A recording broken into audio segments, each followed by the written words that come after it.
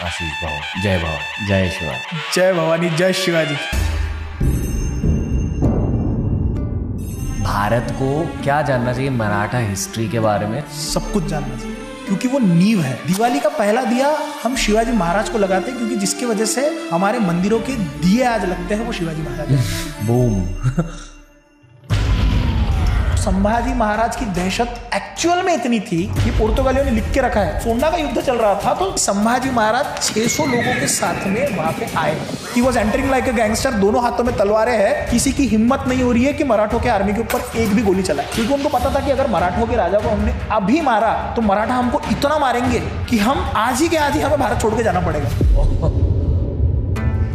कभी कभी मैं सोचता हूँ कि भगवान ने औरंगजेब जैसा इंसान को क्यों बनाया? जरूरी भी है ना, यदि चुनौतियां नहीं होगी तो आप एकत्रित नहीं रहोगे। सेकेंडली, आपके दोस्त आपकी संगत बताती है, आपके दुश्मन आपकी औकात बताते हैं। Oh wow. मुगलों ने आके पूरे इंडिया को जीता, ये हमारी ही गलती है। एक हिंदू राजा दूसरे हिंदू राजा के खिलाफ खड़ा है, इसीलिए आप हारे हो। औरंगजेब की इच्छा ही ये थी पूरे भारत को कॉन्कर करे और पूरे भारत को वो हरा करके छोड़े।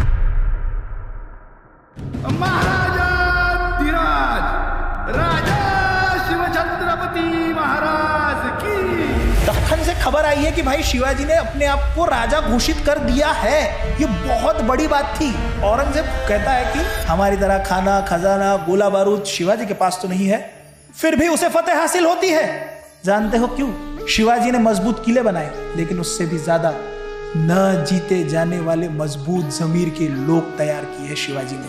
हुकूमत करना है तो शिवा का चलन सीखो। हम खुश नसीब है कि हमें दुश्मन भी मिला तो शिवा जैसा।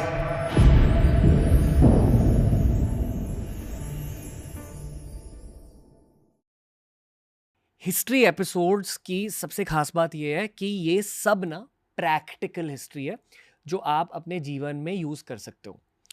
जिस तरह छत्रपति शिवाजी महाराज ने मराठा एम्पायर की शुरुआत करी और भारत का इतना लेजेंडरी एम्पायर बनाया, उसी तरह मैं चाहता हूं कि इस एपिसोड से आप साइकोलॉजी सीखें, स्ट्रैटेजी सीखें, टैक्टिक्स सीखें, जो आप खुद के जीवन में, खुद के प्रोफेशनल लाइफ में और खुद के पर्सनल लाइफ में भी अप्लाई कर सकते हो। अब तैयार हो जाइए एक लेजेंडरी कहानी के लिए, जहां आप लीडरशिप, करेज और विजन तीनों का ब्लूप्रिंट समझोगे और अपने लाइफ में अप्लाई कर पाओगे। Let's dive into this very powerful conversation with Ashish Bharatvanshi Bhai on TRS.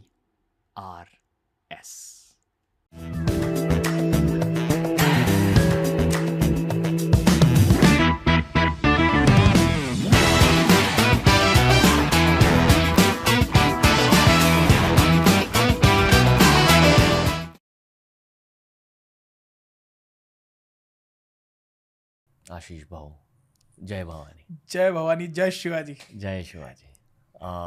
बहुत अच्छा लग रहा है आपके सामने बैठ के। मुझे भी बहुत अच्छा लग रहा है आपके सामने बैठ के।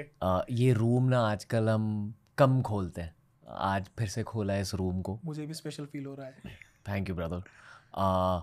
झट से पहले बताइए कि भारत को क्या जानना चाहिए मराठा हिस्ट्री के बारे में, जो अब तक नहीं जाना है भारत में? भारत को मराठा हिस्ट्री के बारे में सब कुछ जानना चाहिए। वाई? क्योंकि वो नींव है। क्योंकि जब अंग्रेजों ने शासन लिया, वो मुगलों से नहीं लिया। मुगल पपेट थे, चलाने वाले मराठास थे। तो हमारे लिए जरूरी है कि हम मराठाओं के बारे में सब कुछ जाने, एवरीथिंग स्टार्टिंग टू एंड। ये जानना बहुत जरूरी है। रीजन बीइंग कि एक ऐसा कोई साम्राज्य रहा होगा जिसने भाई जीरो से शुरुआत की है। 1630 1625 के पहले मराठा साम्राज्य इतने बड़े पैमाने पे भारत में कहीं पे भी नहीं है। आई एम नॉट सेइंग कि राजपूत नहीं थे, राजपूत थे। राजपूतों की अपनी वंश थी, वंश परंपरा थी, राजा बनते थे, जाते थे, आते थे। लेकिन छत्रपति शिवाजी महाराज ने जो नींव रखी, पहला ऐसा राजा कि इतने सारे इन्वेडर आपको घेर के बैठे हुए हैं और कोई नया राजा राज्य स्थापित कर रहा है, आपको न्यू टाइमलाइन दे रहा है, आपके पूरे डे टू डे लाइफ में जितने भी शब्द आप इस्तेमाल करते थे, लेटर्स आप इस्तेमाल करते थे, वो सारे के सारे पर्शियन भाषा में होते थे। इनोवेशन कि भाई निकालो इसको, 30,000 नए वर्ड्स डिक्शनरी फॉर्म करके देना, ये भी मराठा साम्राज्य में हुआ है। नेवल सिस्टम मराठा लेके आए फिर से।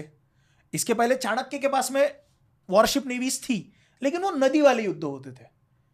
समुंदर के ऊपर नेवी उतारना वो शिवाजी महाराज लेके आए हैं। कई ऐसी टेक्निक्स गोरिल्ला वॉरफेयर को बहुत स्विफ्टली यूज करना इसके पहले किए हैं, लेकिन इस तरह से करना कि बड़े बड़े मिलिट्री उसका एग्जाम्पल ले, मतलब हिस्ट्री ऑफ वर्ल्ड वॉर्स या फिर अलग अलग बैटल्स में 2 बैटल का नाम हमेशा आता है। एक है आपके प्रतापगढ़ का युद्ध जहां पे अफजल खान को मारा था, और दूसरा है बाजीराव का जो पालखेड़ का युद्ध है। तो फील्ड मार्शल मॉन्टेमेरी बर्नार्ड करके हुए हैं, उन्होंने इसका उल्लेख किया, he was in world war 2, कि किस तरह से बाजीराव ने पालखेड़ में युद्ध जीता, वो क्या रणनीति रही होंगी, वो आज भी अमेरिका में या अब्रॉड में उनके मिलिट्री वाले लोगों को पढ़ाया जाता है। तो हम क्यों ना पढ़े सर? ओके आपने एक बहुत इंटरेस्टिंग चीज कही थी शो से पहले, हाँ, कि यार what's the point of history, कि हम 2026 में क्यों ही बात कर रहे हैं इन चीजों के बारे में। वो झट से 1-2 लाइन में बता दीजिए, क्योंकि I have to ask you related questions. मेरा ऐसा मानना है सर कि फिर मुझे क्या लेना देना कि यार 300 साल पहले कोई राजा हुआ था, 400 साल पहले कोई राजा हुआ था। हिस्ट्री का पॉइंट ऑफ व्यू ये होता है, जो गलतियां हुई है वो फिर से होने वाली है, बिकॉज हिस्ट्री रिपीट्स इटसेल्फ। हमारा काम है कि उन गलतियों को हम ना करें। यदि किसी व्यक्ति को आगे जाके कुछ भी करना है जिंदगी में बड़े पैमाने पे, राइट, किसी को बिजनेस में आना है, पॉलिटिक्स में जाना है, हर जगह का अपना पॉलिटिक्स होता है। आप यदि केस स्टडीज पढ़ के जाओगे, हिस्ट्री क्या है in the end, case studies है ना। आप अगर केस स्टडीज पढ़ के ही जा रहे हो, वो आप ही के लिए फायदे वाला है। अदरवाइज आप गलती करोगे फिर सीखोगे, गलती करोगे फिर सीखोगे, गलती करोगे वो फिर से सीखोगे नहीं। पढ़ो, जानो, समझो, बहुत चीजें आती है सर। मुझे कई सारे ऐसे मैसेजेस भी आते हैं कि सर मैं बहुत डिप्रेशन में था, हिस्ट्री मेरा फेवरेट सब्जेक्ट भी नहीं था, मैंने आपकी वीडियोस देखना शुरू किया या फिर हिस्ट्री पढ़ना शुरू किया, नाउ आई एम लाइक कि मैं दुनिया में सब कुछ जीत लूंगा। That is why history is very important. Okay, जितने भी फिल्में निकली है मराठा हिस्ट्री से रिलेटेड, एक्चुअल मराठास क्या सोचते हो उन फिल्मों के बारे में, थोड़ा सा ये बताइए। और क्या आपको होप है कि इंडियन फिल्म इंडस्ट्री शायद अच्छे मराठा फिल्म्स रिलीज करेगी कि नहीं? मराठा मैं ये समझता हूँ कि एक तो मूवीज से हिस्ट्री पढ़ना ही छोड़ दो आप लोग। मैं समझूंगा कि मूवीज से आप एक तो हिस्ट्री पढ़ो मत, जा रहे हो तो एंटरटेनमेंट के लिए देखो, वापस आओ। अदरवाइज फिर मुझे ये भी कभी कभी ऐसा लगता है कि यार चलो कुछ तो हो रहा है। I mean that's how I look at it, कि थोड़ी इंस्पिरेशन मिल जाती है। कुछ तो हो रहा है, कुछ भी नहीं हो रहा है, कुछ तो हो रहा है। लेकिन अभी तक बॉलीवुड ने ऐसी कोई मूवी मुझे दी नहीं है कि जिसे देख के मुझे लगा कि वाओ क्या मूवी थी। नहीं हुआ है, कुछ नहीं हुआ है। Out of the ones that have released, Tanaji जब देखी थी तब मेरी इतनी पढ़ाई नहीं थी। पढ़ाई होने के बाद आज जब तानाजी देखता हूँ तो ऐसा लगता है क्यों बनाई movie. Even talking about Chhaava, I will tell you one small incident. Sure. Chhaava movie में हाईलाइटेड सीन क्या था? छत्रपति संभाजी महाराज का डेथ सीन, लास्ट सीन, उसके ऊपर पूरा हाईलाइट था। आपने स्टार्टिंग में यसुबाई के साथ में उनका रिलेशन दिखाया, बीच में कुछ वॉर सीन्स दिखाए छोटे छोटे एंड डायरेक्ट आपने उनकी डेथ दिखा दी, है ना। संभाजी महाराज का एक इंसिडेंट बताता हूं सर मैं आपको, वो आप सोचो उसको पोर्ट्रे कैसे किया जाएगा। अगर मैं डायरेक्टर हूं या मैं अगर स्क्रिप्ट लिख रहा हूं, स्टोरी लिख रहा हूं, वो सीन दिखाना मेरे लिए जरूरी है। पुर्तगालियों के साथ में संभाजी महाराज का जिस समय पे झगड़ा शुरू हुआ तो फोंडा का किला आता है। फोंडा का किला आता है गोवा में, ईस्टर्न गोवा में, साउथ ईस्टर्न गोवा में। जैसे हम ओल्ड गोवा जाते हैं या फिर वास्को जाते हैं तो वास्को से ईस्टर्न सेक्शन में फोंडा का किला है। वो किला मराठों के पास में था। वो जो किला है उस किले से मराठों की बाउंड्री शुरू होती थी, नीचे में पूरा का पूरा जो एरिया था वो पूरा एरिया पुर्तगालियों का था। पुर्तगालियों के साथ में जब झगड़ा शुरू हुआ तो पुर्तगालियों ने कहा कि सबसे पहले हमें फोंडा लेना है। इन्होंने अटैक कर दिया फोंडा पे। संभाजी महाराज उस समय राजापुरी दंडा के पास में था। इन्हें अलीबाग के ऊपर वाला एक सेक्शन है, अलीबाग कोकण का जो किनार पट्टा लगता है, वहां पे वो थे। अब इनकी पूरी नजर चल रही है यहाँ पे। इन्हें लगा फोंडा तो हम ऐसे लेंगे।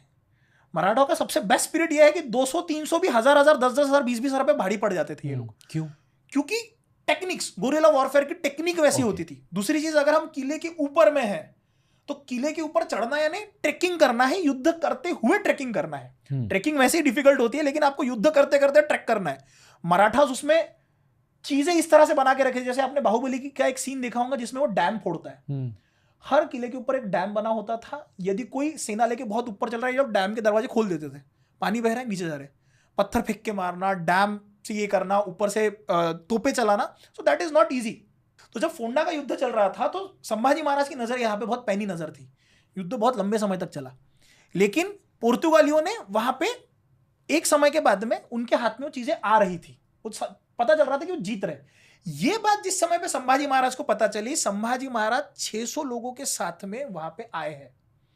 ये बात जब पुर्तगालियों को पता चली, आप सोचो संभाजी महाराज की दहशत एक्चुअल में इतनी थी कि पुर्तगालियों के पत्रों में आपको ये मिलता है कि जब संभाजी महाराज आए, संभाजी महाराज बीच में थे, साइड में 300, साइड में 300, 600 लोगों को लेके पुर्तगालियों के बीच में संभाजी महाराज आ रहे हैं, और एक भी जन की हिम्मत नहीं हुई उनको गोली मारने की, क्योंकि उनको पता था कि अगर मराठों के राजा को हमने अभी मारा तो मराठा हमको इतना मारेंगे कि हम आज ही के आज ही हमें भारत छोड़ के जाना पड़ेगा। So Sambhaji Maharaj was entering like a gangster. आप सीन सोचो ना, जो सीन आपको साउथ की मूवीज में दिखता है कि भाई हीरो आ रहा है, वो सीन एक्चुअल में हुआ है। ये मैं कह रहा हूं नहीं, ये पुर्तगालियों ने लिख के रखा है कि was entering like a gangster. दोनों हाथों में तलवारें हैं, साइड में 300, साइड में 300, और 300 के साथ में वो खड़े जा रहे हैं। किसी की हिम्मत नहीं हो रही है कि मराठों के आर्मी के ऊपर एक भी गोली चलाए। ये सीन आप क्रिएट नहीं कर सकते थे। रामसेज के किला था, रामसेज का किला 7 साल तक मुगल जीत नहीं पाए थे। वो किला जीतने के लिए उन्होंने इतने अलग अलग पैतरे अपनाए, जैसे तोप का गोला नहीं जा रहा है, 3 फ्लोर का मचान बना रहे वो लोग, वहीं पे वो मचान के ऊपर तोप चढ़ा रहे, तोप वहां से मारने की कोशिश कर रहे, रात को मराठा नीचे उतर रहे, इनके तोप वो फोड़ फाड़ के पूरे ऊपर भाग जा रहे। ऐसी कितनी छोटी छोटी चीजें थी जो आप दिखा सकते हो। आपने छावा मूवी में क्या किया, छावा मूवी में इन लोगों ने संभाजी महाराज का रोर दिखाया, संभाजी महाराज का ऐसी चीज दिखाई कि भाई युद्ध करना युद्ध करना युद्ध करना है। बट संभाजी महाराज ने तो इतने सारे ग्रंथ भी लिखे थे। संभाजी महाराज ने कितने छोटी उम्र में, 14-15 साल की उम्र में संभाजी महाराज ने संस्कृत में ग्रंथ लिखा हुआ है, बुद्धभूषण। आपने उसके बारे में कहीं पे भी उल्लेख नहीं किया। आपको जब कुछ चीजें पोर्ट्रे करनी है ना, आप टाइम लेके बनाओ, जस्ट बनानी है इसलिए मत बनाओ। Do you think actually एक सीरीज बनानी चाहिए? Exactly. No, that's हाँ, the only और मुझे way राइटर to... रखना चाहिए। You know, also I feel कि anime series होनी Exactly. Because real world में वो scale नहीं दिखा पाएंगे आप, वो नहीं दिखा पाएंगे। लेकिन स्टिल दिग्पाल लांजेकर करके मराठी में डायरेक्टर है, वो अष्टक बना रहे हैं, यानी शिवाजी महाराज की 8 मूवीज, 8 मूवीज, उसमें से 6 हो चुकी है। शेर शिवराज, पावनखिंड। सर मैंने जब सूबेदार मूवी देखी थी, तानाजी मालुसरे के ऊपर जो मूवी आई थी, सेम मूवी उन्होंने मराठी में सूबेदार करके मूवी बोली थी। वो अमेजोन पे है, आप देखना। मुझे अभी भी गुज़बम्स आते मूवी याद करते हुए भी। वो मूवी में मैं कम से कम 7-8 बार रोया हूं। Even a simple dialogue delivery कैसी होनी चाहिए, शिवाजी महाराज को किस तरह से देखा जा रहा है, जस्ट टू शोकेस आपको एक हीरो अच्छा लेना है। इसलिए जैसे अभी वो तानाजी मूवी थी, उन्होंने शिवाजी महाराज कम से कम 6 फीट के शिवाजी महाराज ले लिए। शिवाजी महाराज की हाइट ही 5.54 5.6 रही होंगी। पोट्रे प्रॉपर करो ना आप। जरूरी नहीं है कि आपके पास, अच्छा एक भालजी पेंढारकर ने मराठी में एक मूवी बनाई थी, ब्लैक एंड व्हाइट मूवी है शिवाजी महाराज पे, सुपर्ब। तो ये जरूरी नहीं है कि आपके पास में उतना वीएफएक्स भी होना जरूरी है। पॉइंट ये है कि आप हिस्ट्री में ना उतनी ऐसा जबरदस्ती कुछ दिखाने के लिए ज्यादा मत दिखाओ। आई थिंक जब आप महाराष्ट्र में रहते हो ना, आपको थोड़ी बहुत मराठा हिस्ट्री ज्यादा पता चलती है as compare to the rest of India, थोड़ी बहुत। मुझे ऐसा लगता है कि ये हर रीजनल जगह का अपना एक एडवांटेज है। हर मतलब रीजनल जगह, राजस्थान में राजपूत हिस्ट्री हो गई। आई पर्सनली फील कि I really like Sanjay Leela Bhansali as a director, and उनकी वजह से बहुत लोगों को पेशवा बाजीराव के बारे में पता चला। वो इंट्रो टू पेशवा बाजीराव हुआ। बट किसी ने बाजीराव पर एक मूवी नहीं बनाई है, एंड ये बहुत बड़े एक वॉरियर फिगर रहे हैं पूरे इंडिया की हिस्ट्री में। कहते हैं कि मैं स्टडी कर रहा था इस एपिसोड के लिए, तो he can be compared loosely to someone like Alexander the Great, conqueror, Napoleon कहा जाता है उन्हें, कॉन्करर वॉरियर, कि इतना लैंडमार्क कॉन्कर कर लिया। तो why aren't more films made?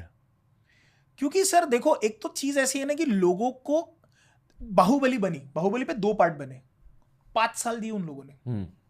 5 साल बाहुबली के 2 पार्ट्स बने। आपको पेशेंस भी रखना पड़ेगा ना उतना।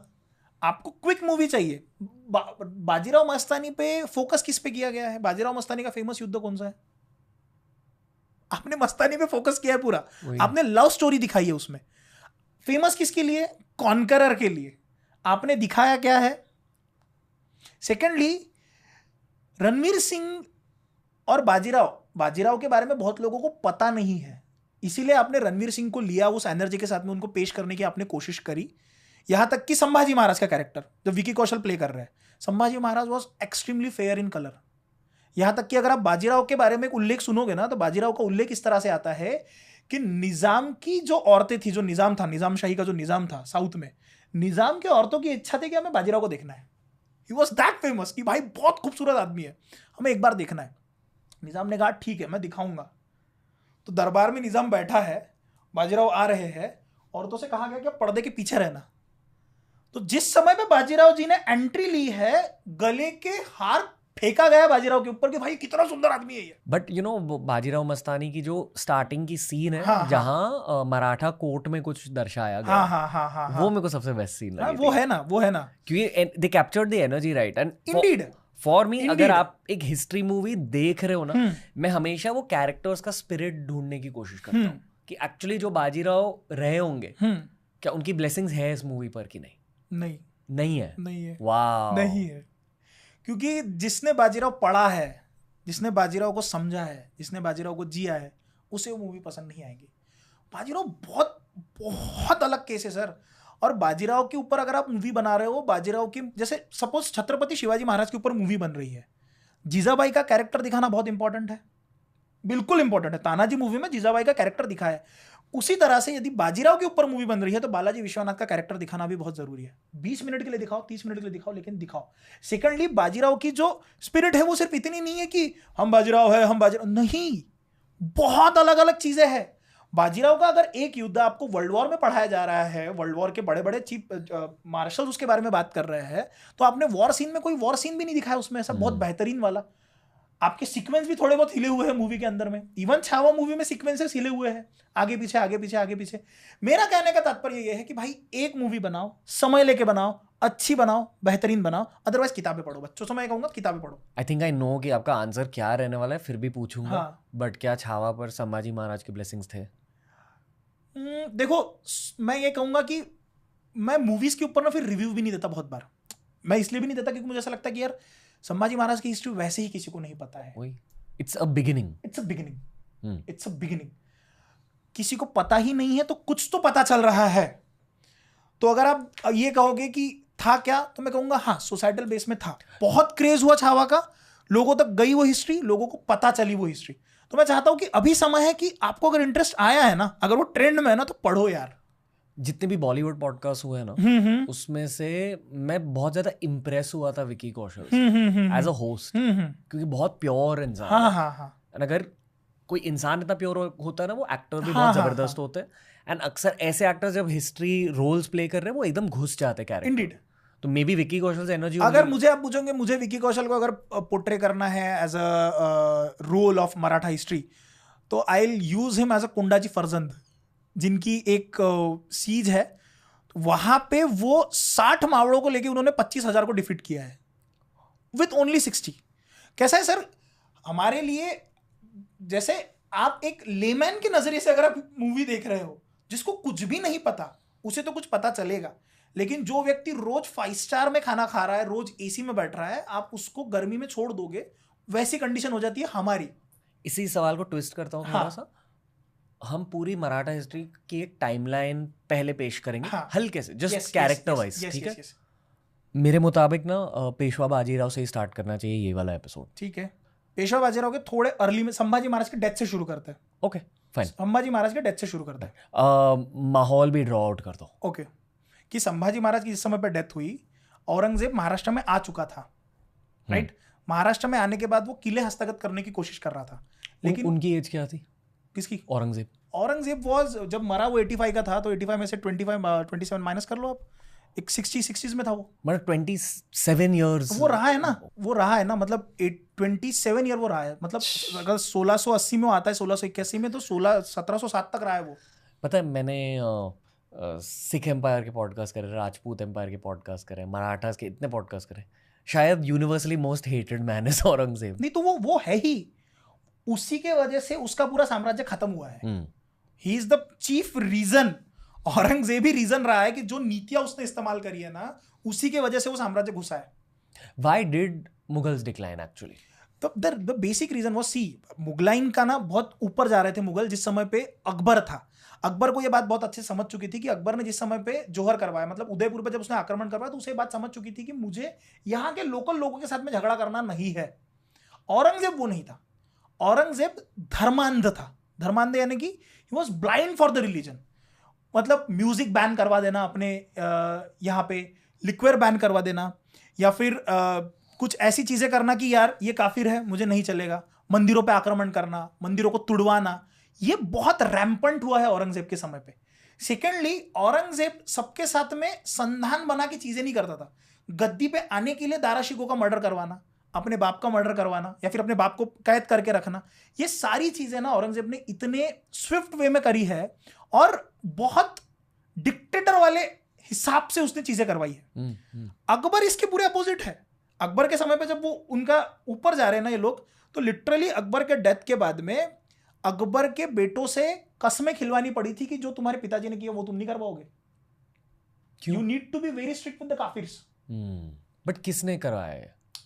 वहां पे जो मौलवी थे, यहां तक कि अकबर के नाम के तो फतवे निकल चुके थे कि Akbar is anti Muslim, Akbar काफिरों के साथ में रहता है, ये जो कर रहा है सही नहीं कर रहा है. औरंगजेब ने फिर से जजिया टैक्स लगाना शुरू कर दिया. तो औरंगजेब के समय पे सबकी जो मुंडिया है बहुत जकड़ चुकी थी.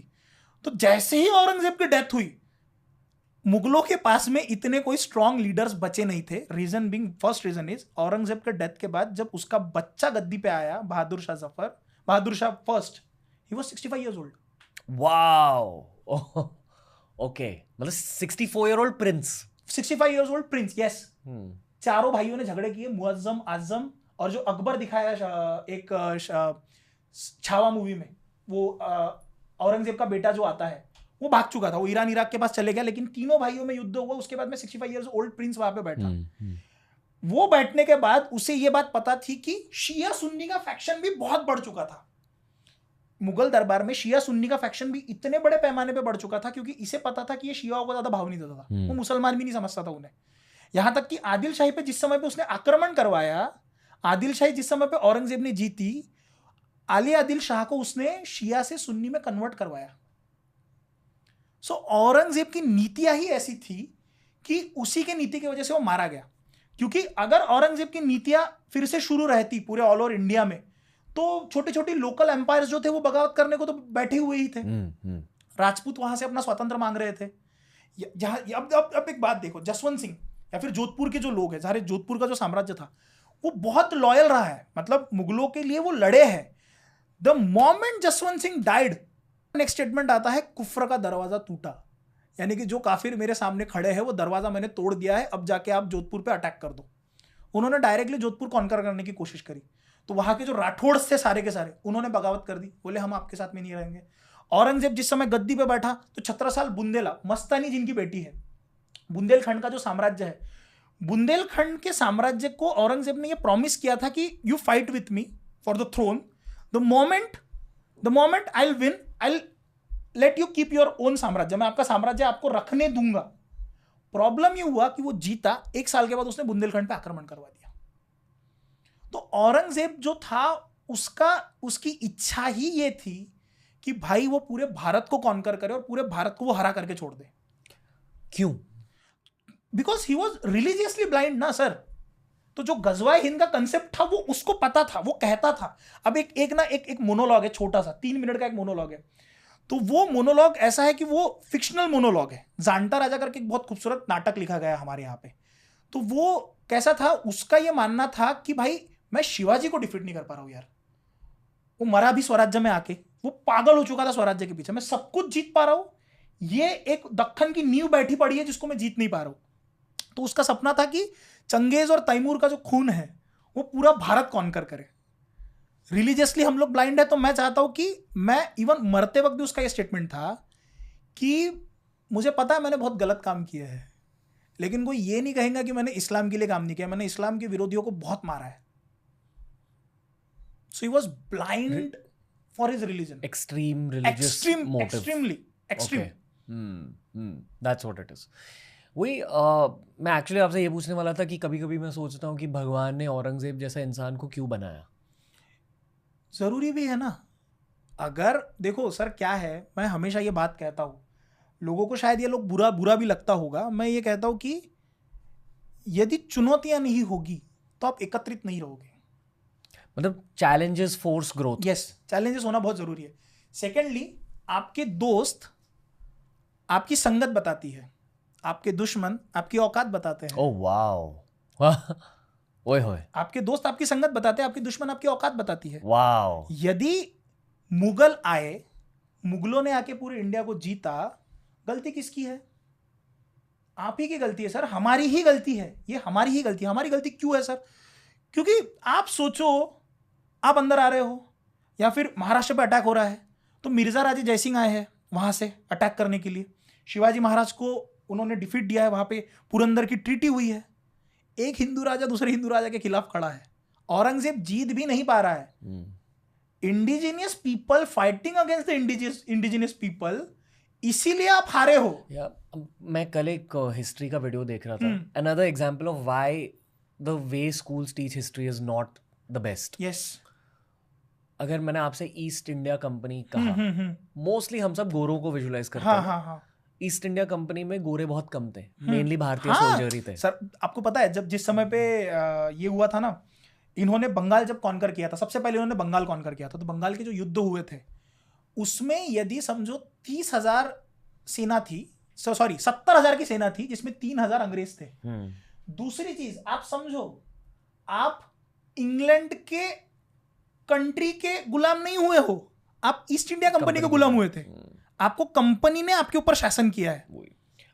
यहाँ मैं ईस्ट इंडिया कंपनी को हाईलाइट इसलिए कर रहा हूँ औरंगजेब के साथ, कि आपने जो कहा कि गलती ऑन सम लेवल हमारी भी है, हमारी ही है. यहाँ ना एक पैटर्न है. Yes yes yes, Indeed. और पैटर्न ना धुरंधर मूवी का एक डायलॉग भी दर्शाता है कि भारतीय का सबसे बड़ा दुश्मन भारतीय ही है. भारतीयों का सबसे बड़ा दुश्मन भारतीय ही है, हिस्टोरिकली. एग्जैक्टली. हाँ, इसीलिए तो आपको पढ़ना जरूरी है ना सर. इसीलिए यहाँ तक कि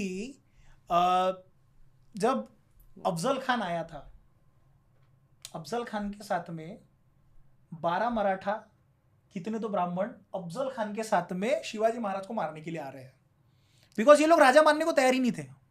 वन लेवल डीपर, क्योंकि पॉडकास्ट के स्टार्ट में हमने कहा कि 2026 कॉन्टेक्स्ट से कैसे जोड़े. इसे ना हिस्टोरिकल क्रैब मेंटालिटी कहूंगा. कि अगर कोई ऊपर जा रहा है हमारे देश के हायरार्की, दूसरे लोग उसे नीचे खींचने की कोशिश करते हैं, जो इंडियन ट्विटर पे आपको बहुत इजीली दिख जाता है. या इंडीड, हर जगह पे दिखता है सर, हर जगह पे. कंपनी में उसका पॉलिटिक्स होता है, कॉर्पोरेट सेक्टर्स में उनका पॉलिटिक्स चलता है, स्कूल में भी बच्चों को समझ में आता है कि यार ये बच्चा मेरे से आगे जा रहा है. हर जगह पे पॉलिटिक्स घुस चुका है. या यू नो, ग्रेट कि हमने हाईलाइट करा, बट कुछ बदलने नहीं वाला, क्योंकि ये एक सोसाइटल कल्चरल चीज है. आप एक्सेप्ट तो कर सकते हो ना सर. अ ईयर और 2 अगो मैं अग्री करता कि एक पॉडकास्ट से, एक डायलॉग से कुछ पॉडकास्ट. देखो मैं आपको एक बात बताता हूँ, बहुत खूबसूरत बात पूछी आपने मुझसे. गीता रखी है ना वहां पे, तो ये सवाल अर्जुन ने किया था श्री कृष्ण से. अर्जुन पूछता है श्री कृष्ण से कि युद्ध क्यों करना है माधव. अर्जुन ने कहा, कृष्ण ने कहा कि युद्ध इसलिए करना क्योंकि तुम्हारा धर्म है. तो अर्जुन ने कहा मैं जीत भी जाऊं तो क्या, सामने पितामह है, मेरे भाई है, मैं सबको मार दूंगा, होगा क्या. तो माधव कहते हैं कि देखो सुनो, तुम जब नहीं थे तब भी युद्ध था, तुम हो तब भी युद्ध होगा, तुम जब नहीं रहोगे तब भी युद्ध होगा. तो फिर युद्ध करना क्यों है. युद्ध इसलिए करना है क्योंकि तुम्हें अपना धर्म, अपने धर्म को तुम्हें निभाना है, और आने वाली पीढ़ी को यह बात समझे कि युद्ध करते कैसे है. तो यू आर जस्ट एग्जाम्पल. तो ये मुझे पता है कि एक पॉडकास्ट, एक हिस्ट्री का चैप्टर या एक मूवी सोसाइटी को बदलती नहीं है, लेकिन मैं ये समझता हूं कि आप 7 साल पहले ऐसे ही थे जैसे आप आज हो. नहीं थे, बिल्कुल नहीं थे. आज जैसे मैं हूं मैं वैसे हूं नहीं हूं. मैं समझता हूं कि यार अगर एक आशीष भारतवंशी बन सकता है या फिर एक रणवीर अलाहाबादिया हो सकता है, तो उस एक व्यक्ति के लिए तुम्हें बनना पड़ेगा. जो लेजेंड्स ऑफ हनुमान है ना, वो उसमें एक बहुत खूबसूरत लाइन है जिसमें हनुमान जी शायद नारद जी ब्रह्मदेव से पूछते कि यार दुनिया में इतने बुरे लोग हैं तो दुनिया खत्म क्यों नहीं कर देते आप. बोले दुनिया तो कब की खत्म हो जाती, लेकिन वो जो 10% अच्छे लोग हैं उनके लिए हमें जीना है, उनके लिए दुनिया शाश्वत है।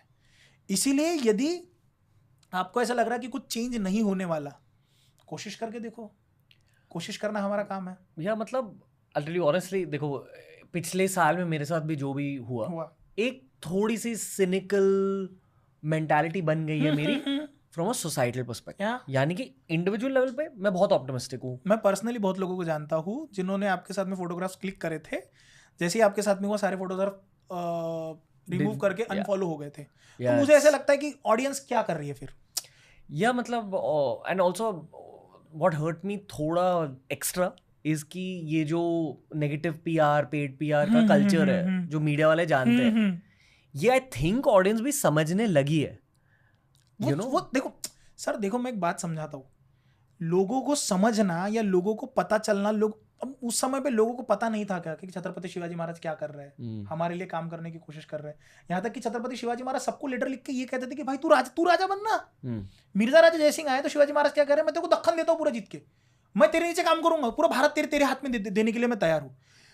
Issue with the public is कि उनको पता है कि शायद उस जगह पे जाके बैठ भी जाए, या तो वो वहां पे बैठ नहीं पाएंगे, या बैठने के बाद वो नहीं बन पाएंगे जो ये व्यक्ति कर रहा है। उन्हें हर चीज एंटरटेनमेंट के हिसाब से चाहिए। ना टॉकिंग अबाउट अर्जुन कपूर, कितने ट्रोल होते हैं वो, जबरदस्ती, मतलब कोई लेना देना ही नहीं है।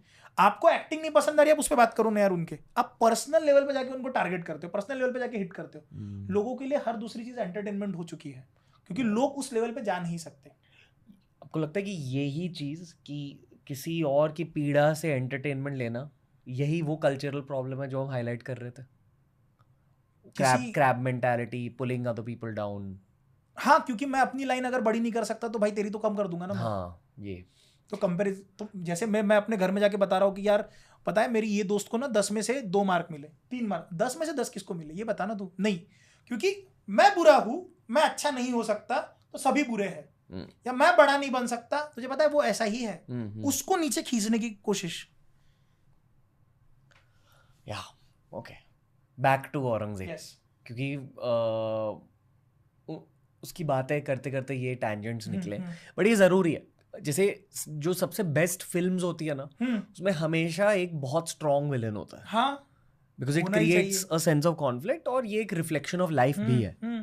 तो कुछ लोग बुरा मानते हैं कि औरंगजेब को क्यों हम इतना हाईलाइट कर रहे हैं, बट मैं अपने बच्चों को ये हमेशा सिखाता हूँ कि तुम यदि विलन को सीख नहीं पाए, पढ़ नहीं पाए, तुम्हें पता कैसे चलेगा क्या प्रॉब्लम के ऊपर सॉल्यूशन क्या देना है। औरंगजेब एज अ विलन के पॉजिटिव ट्रेट्स क्या थे एज अ कॉन्करर? हाँ, बहुत सही सवाल, बहुत जबरदस्त सवाल। लाइक कांचा चीना स्ट्रॉन्ग थे? ना, बहुत सही सवाल है। एम के ऊपर फोकस है ना आपका, मर जाओ उसके लिए, लड़ो।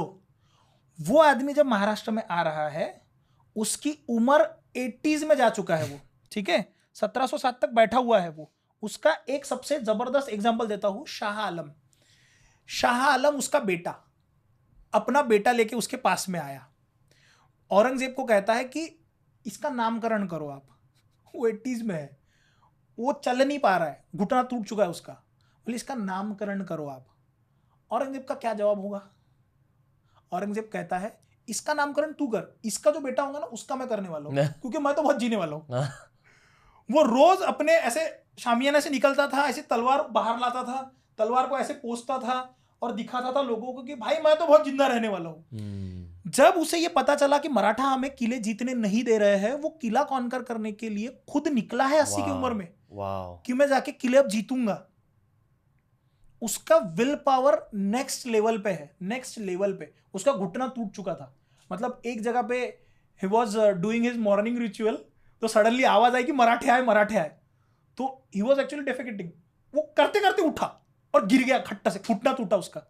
अब सामने वाले को ये भी नहीं पता चलना चाहिए कि राजा लंगड़ा हो चुका है, इसीलिए जिस जगह पे वो बैठता था उसने सामने पूरे पर्दे लगा के रखे थे, पीछे से वो एंट्री लेता था, जाके पहले बैठता था, फिर पर्दे खुलवाता था। सो ही वॉज वेरी मच कि भाई मुझे जो करना है वो मैं करके रहूंगा। और यदि औरंगजेब के जैसे कोई दूसरा उसको बेटा मिल जाता तो औरंगजेब का पूरा प्लान सक्सेसफुल रहता आगे तक। क्या था आगे का प्लान? उसका प्लान यही था कि उसको पूरा भारत कॉन्कर करना था। सी, इन लोगों का वो ना अपने सामने आलमगीर लगाता था, आलमगीर यानी कि जगत जित्ता, मतलब टाइटल आलमगीर औरंगजेब, आलमगीर औरंगजेब जगत जेता। उसका प्लान था उसे पूरा भारत कॉन्कर करना है, हो सके तो पूरा वर्ल्ड कॉन्कर करे, इस्लामिक इसमें उसको कन्वर्ट करवाना था सबको। पूरा भारत ज्योग्राफिकली उस जमाने में मतलब अप टिल तमिलनाडु, तमिलनाडु से कश्मीर, कश्मीर के ऊपर पूरा पाकिस्तान आपका, पाकिस्तान के बाद में बर्मा की भी बॉर्डर लगती थी आपको, वो पूरा सेक्शन, और नेपाल वाला सेक्शन भी। नेपाल तो चलो ठीक है वो हमारा हिस्सा था, उसमें कॉन्फ्लिक्ट्स है हमारे, लेकिन जो अखंड भारत का पिक्चराइजेशन करते हो, पूरा अफगानिस्तान, पूरा सिंध, वो पूरा भारत। और एक दूसरी चीज ऐसे कि जिसके हाथ में भारत है वो दुनिया का सबसे अमीर राजा है, क्योंकि इकोनॉमी में नंबर 1 पे थे हम लोग उस समय पे। औरंगजेब का ना एक छोटा सा मोनोलॉग है, जब भी मैं आपको बता रहा था, हाँ। उसकी ना भावनाएं समझ में आती है, वो अपने शहजादों से क्या एक्सपेक्ट करता था। अगर आपकी परमिशन होगी तो मोनोलॉग मैं आपको 3 मिनट में आपको बिल्कुल ये कर सकता हूँ। तो क्या हुआ है कि शिवाजी महाराज का राज्याभिषेक हुआ है, सीन है, मैं अपने स्टोरी टेलिंग में बताता हूँ ये, कि समझो ऐसा सीन है, उसके सारे शहजादे खड़े हुए हैं, जितने लोगों को औरंगजेब ने डिफीट किया है वो सारे खड़े हुए हैं वहां। औरंगजेब सॉरी शिवाजी महाराज ने जिन मंत्री संतरी बड़े लोगों को डिफीट किया वो सारे उसके दरबार में खड़े हुए हैं। दक्खन से खबर आई है कि भाई शिवाजी ने अपने आप को राजा घोषित कर दिया है।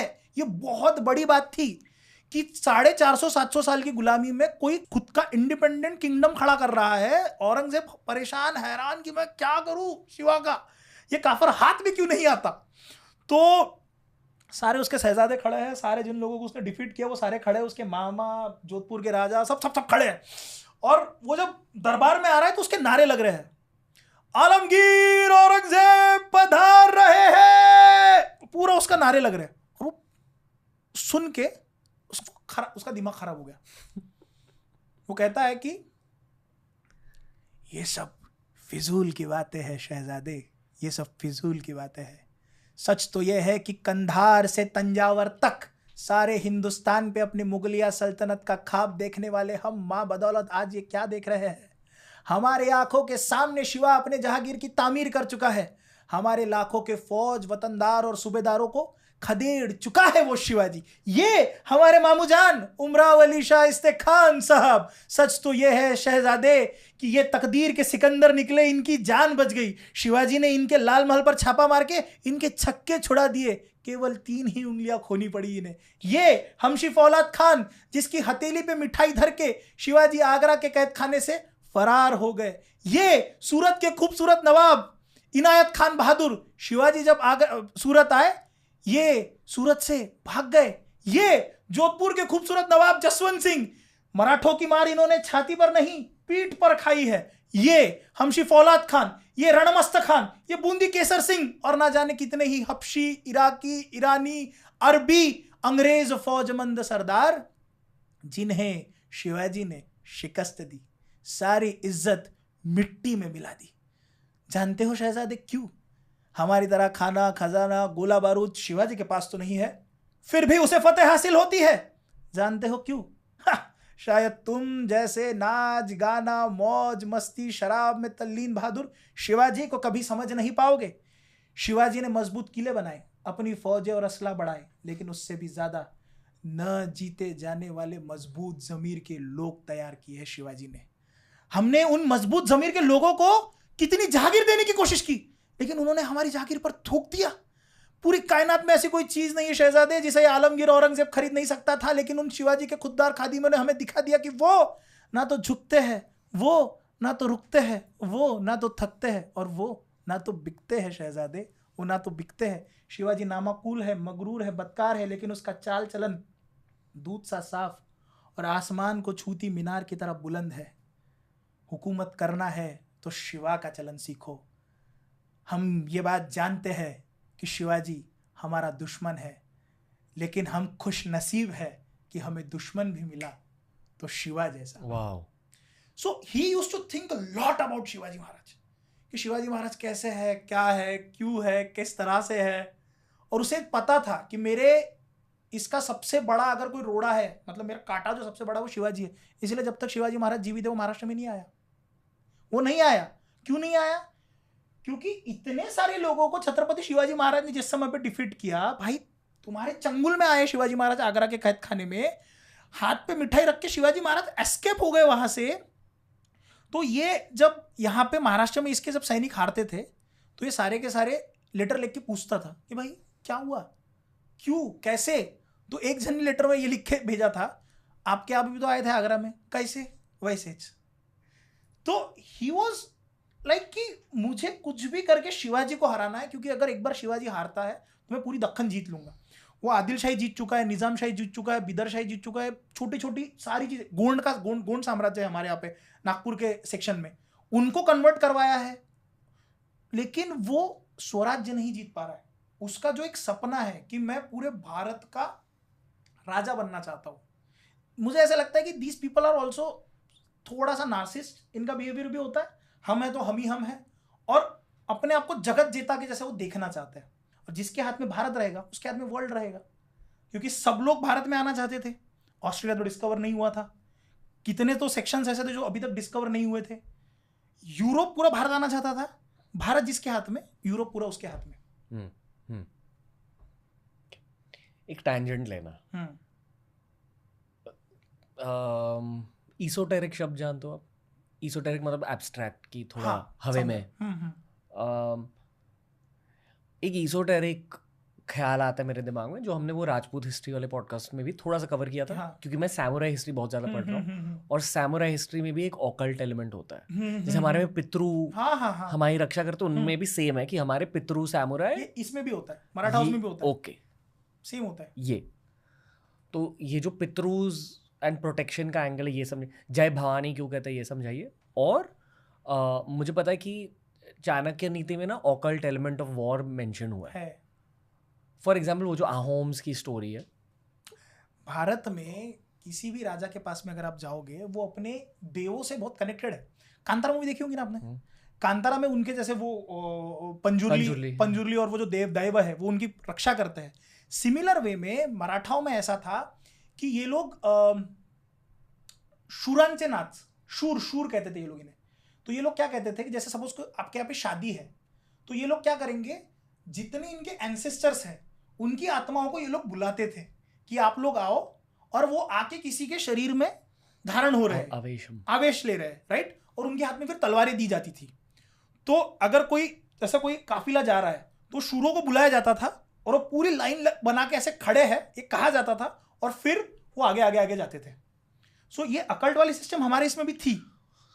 रिलेटेड टू बैटल्स की इसमें आप ऐसा समझो, हाँ एक अभी आपको एक समझाता हूँ मैं। उस समय पे ना एक बहुत फेमस एग्जांपल है इसका, कि जिस समय अफजल खान आ रहा था, तो ये मुगलों में या आदिल शाही में भी ये चीजें थी। तो वहां पे उस समय पे ऐसा समझा जाता था कि अगर हाथी मर जाए तुम्हारा निकलने से पहले अगर हाथी मर जाए तो भैया युद्ध पे जाना नहीं चाहिए, अपशगुन होता है। तो शिवाजी महाराज ने अफजल खान का हाथी मरवा दिया। वो निकल रहा है वहां से गुप्तहेरों से, वो हाथी ही मरवा दिया। लेकिन फिर भी शिवाजी महाराज के इसमें आपको एक बहुत पॉजिटिव एलिमेंट ये दिखता है कि किसी नेगेटिव एंगल को भी शिवाजी महाराज बहुत पॉजिटिवली लेते थे। जैसे राजाराम महाराज, शिवाजी महाराज के दूसरे बेटे जब पैदा हुए तो वो उल्टे पैदा हुए थे, पाल थे उल्टे, ठीक है। तो ऐसा समझा था कि उल्टा पैदा होना इज नॉट गुड। तो जब ये बात शिवाजी महाराज को पता चली, शिवाजी महाराज ने कहा ठीक है ना, फिर अब अगर ये उल्टे पैदा हुए तो मुगल शाही उल्टा कर देंगे। पॉजिटिव एंगल, हर चीज में आपको पॉजिटिविटी ढूंढना है। लोग अमावस्या के दिन में जाके युद्ध पे नहीं जाना टालेंगे कि आज अमावस्या है। शिवाजी महाराज कहते थे कि यही हमारे लिए एडवांटेज है भाई, क्योंकि रात में अगर हम जा रहे हैं तो चांद वहां पे नहीं होगा, उसको एडवांटेज बनाओ, आप उसे इस्तेमाल करो। सेकेंडली, माँ भवानी या महादेव का नाम लेके अगर आप जा रहे हो तो आपको एनर्जी ही देता है। जैसे एक कहानी बहुत मशहूर है कि भवानी माता ने शिवाजी महाराज को तलवार दी थी, वो तलवार वाली जो कहानी है, ऐसे कुछ कहानियां शिवाजी महाराज ने अपने लोगों में भी फैलाई थी जानबूझ के। वो जो भवानी तलवार है दैट वाज इटालियन स्वॉर्ड। ये पूरी स्टोरी बताइए। अब हुआ क्या कि उस समय पे एक तो लोगों का आपके ऊपर भरोसा आना बहुत जरूरी है। शिवाजी महाराज की एज क्या रही होगी उस समय पे? शिवाजी महाराज वॉज अफजल खान के पहले का समय है ये। अफजल खान जब आ रहा है ना तो पूरा महाराष्ट्र डर चुका था। शिवाजी महाराज की एज उस समय 28-29 साल की थी। अफजल खान वो है जिसने शिवाजी महाराज के पिताजी को भी कैद किया था एक समय पे। शिवाजी महाराज के बड़े भाई थे संभाजी राजे, जिनके ऊपर से उनके बेटे का नाम पड़ा। उन्हें छल करके मरवा दिया था अफजल खान ने। तो अफजल खान का जो दरारा था पूरे भारतवर्ष में था। तो अफजल खान आ रहा है, ये बात जब पता चली, एक तो 1649 के अराउंड शाहजी राजे को कैद किया गया क्योंकि वो एलिवेट हो रहे थे, तो उन पे आरोप लगाया गया कि ये अपने बेटे को मदद कर रहे हैं, तो उनको कैद करके पेश कर दिया गया। उन्होंने कहा कि मैं अपने बेटे के साथ में कोई भी संबंध नहीं रखूंगा। 1656 में आते आते शिवाजी महाराज 7 साल तक, 7.5 साल की, कि भाई हम कुछ भी नहीं करेंगे, कुछ भी नहीं हो रहा है 1656 तक। 1656 के आगे 1659 में जिस समय पे ये डिक्लेयर हुआ कि शिवाजी ने फिर से अपने पैर खोलना, हाथ पैर चलाना शुरू कर दिया है, अफजल खान जब आ रहा है, लोगों में ये कॉन्फिडेंस ही नहीं बचा था कि हम लोग अफजल खान को मार सकते हैं, क्योंकि 1 लाख की सेना लेके आ रहा है। आपके पास में कितनी सेना है? पूरी गिन भी लोगे तो आप 15,000 20,000 के ऊपर सेना नहीं लेके जा रहे हो। 7 साल के लिए एक्चुअली अटैक नहीं किया, कुछ भी नहीं हुआ है। ये एस्ट्रोलॉजिकल रीजन नहीं, वैसा रीजन नहीं था, some political reason. The reason was कि 1649 में शाहजी राजे को जिस समय पे कैद किया गया, तो शिवाजी महाराज के ऊपर ये प्रेशर आ गया था कि भाई मेरे पिताजी तो अभी भी आदिल शाह के लिए काम कर रहे हैं ना, ये हमारे पास में इसका कोई सोर्स नहीं है कि ये दोनों कनेक्टेड रहे होंगे, लेकिन 110% में ये कह सकता हूं कि दोनों के कोई ना कोई संधान बांधे गए होंगे, वो वहां से उन्हें प्रोटेक्ट कर रहे होंगे कि तू ये कर ये कर ये कर। Because Shivaji Maharaj when he came to Maharashtra from Bangalore, वो आदिल शाह के सरदार के तौर पे ही आए थे। Later on he started giving freedom to his Jahangir and all. अब यहाँ पे हुआ ऐसा कि 7 सालों तक इनका कोई भी रोल कॉल नहीं रहा है। इसके बाद में जब इन्होंने जावड़ी करके एक जगह है, जावड़ी के जो मोरे थे, वो that those people were working for Adil Shah, तो वो जो मोरे था 1652 में मोरे की डेथ हुई, चंद्र राव उसकी पदवी थी। मोरे की जब डेथ हुई तो आदिल शाह से पूछना पड़ता था कि भाई नेक्स्ट किसको बनाना है। इस बार उन्होंने आदिल शाह से नहीं पूछा। क्यों नहीं पूछा? शिवाजी महाराज ने कहा आई एम सपोर्टिंग यू, जिसको बैठाना बैठाओ।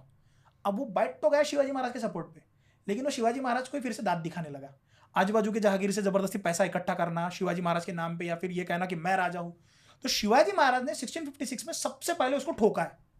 सिर्फ उसी को नहीं ठोका है, उसके खानदान में जिसने जिसने पैर या फिर हाथ फैलाने की कोशिश की, सबको ठोक दिया। तो ये जावड़ी के चंद्रराव मोरे को ठोकना, इट वॉज लाइक कि भाई तुमने डायरेक्ट कॉन्फ्लिक्ट अब मोड़ ले लिया आदिल शाह से, और आदिल शाह में भी अफजल खान से, क्योंकि जावड़ी का जो परगना है वो अफजल खान के अंडर में आता था, वहां का वो मेन गवर्नर था, सरदार था। तो अफजल खान ने कहा कि मैं जाऊंगा शिवाजी महाराज को मारने के लिए। और अफजल खान का ट्रैक रिकॉर्ड ऐसा है कि भाई वो औरंगजेब को पकड़ चुका है। शिवाजी महाराज कौन है उस समय पे? 28-29। शिवाजी महाराज को उस समय पे राजे भी नहीं कहा जाता था, सब लोग साहेब कहते थे, पत्रों में साहेब करके उल्लेख है बहुत जगहों पे। तो राजे भी नहीं है, सर्टिफाइड राजे भी नहीं है, क्योंकि बाकी के लोग मानने को तैयार नहीं है। दूसरी चीज, अफजल खान की सेना में कौन है? शिवाजी महाराज के कजिन चाचा मम्माजी भोसले, वो कह रहे हैं कि चलो मैं चलूंगा। कृष्णा भास्कर कुलकर्णी, अफजल खान का वकील, वो कह रहे हैं हम चलेंगे। सब चलने को तैयार है यार, मोहिते घाड़ के सब शिवाजी महाराज के अगेंस्ट में खड़े हुए हैं वहां पे। ये सारे के सारे आपको जब बल दे रहे हैं कि हम चलेंगे मारने के लिए, पूरी सेना कांप चुकी है आपकी। प्लान ऐसा था कि शिवाजी महाराज को कहीं छुपा दिया जाए या हम वापस चलते हैं। शिवाजी महाराज ने यहाँ पे जो युद्ध खेला है वो पूरा साइकोलॉजिकल वॉरफेयर है। 6 महीने तक उसको टाला है, 6 महीने के बाद उसको बुलाया है, उसको खत्म किया है। इस समय पे शिवाजी महाराज को जनता में ये बात बताना बहुत जरूरी थी कि मेरे सपने में आई भवानी आई है, और आई भवानी ने मुझे तलवार दी और आशीर्वाद दी है, जिसके भरोसे पे मैं अफजल खान को हरा सकता हूँ। जो शायद हुआ होगा, शायद हुआ भी होगा। भाई सी वो कनेक्शन है यार, वो शिवाजी महाराज है। पॉलिटिकल स्ट्रेटेजी शिवाजी महाराज की बहुत आगे रही है, बहुत आगे का सोचते थे चीज़ों को लेके। ये हुआ भी होगा, ये नहीं भी हुआ होगा, लेकिन वो जो तलवार थी वो इटली मेड थी, तो उन्होंने नाम दिया कि भवानी माता ने दी है।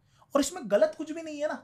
नरोबा कुंजरोबा जैसे हम कह रहे हैं कि भीम कह रहा है कि मैंने अश्वत्थामा को मार दिया, अब वो असली अश्वत्थामा है या हाथी वाला अश्वत्थामा है किसी को पता नहीं है, कहानी जो अगर आपने सुनी होगी तो। सिमिलर वे में अगर मैं कह रहा हूं कि मुझे भवानी माता ने कहा कि हाँ ये तो धर्म कार्य है, उसमें गलत क्या है? मतलब यूरोपियन ट्रेडर्स से वो मेटल, वो मेड इन इटली थी, वो बनी वहीं से, तलवार मेड इन वहीं से थी। ये कम्युनिकेशन कैसे हो रही है? क्या है, उस समय पे जितनी भी तलवारें थी वो वहीं से बन के आती थी, तोप के गोले वहां से बन के आते थे। यूरोप आके यहाँ के मार्केट्स में वो बेचते थे, तो हम लोग यहीं से परचेस करते थे। ओके। बेंगलोर में या फिर जो आदिल शाह है, आदिल शाह के यहाँ पे मार्केट्स थे, सदर्न इंडिया में मार्केट्स थे। अब यहाँ पे एक बात समझो आप, तलवार की आपने जब बात निकाली, शिवाजी महाराज का माइंडसेट देखो या फिर उनके लोगों का माइंडसेट देखो। वो तलवारें बनती थी इस तरह से कि भाई वो तलवारें ऐसी स्लांट तलवारें होती थी सारी की सारी, और मराठास या फिर शिवाजी महाराज की मैक्सिमम हाइट कितनी है? 5'6", 5'7", 5'8". मुगलों की हाइट कितनी है या पठानों की हाइट कितनी है? 6 फीट, 6.6, 6.3. तो आप मारोगे कैसे? तो शिवाजी महाराज इन लोगों ने क्या किया, उस वो जो तलवार थी वहां से जो आती थी, उन तलवारों का शेप चेंज करना शुरू किया. जो तलवारें स्लांट होती थी उन तलवारों को सीधा किया.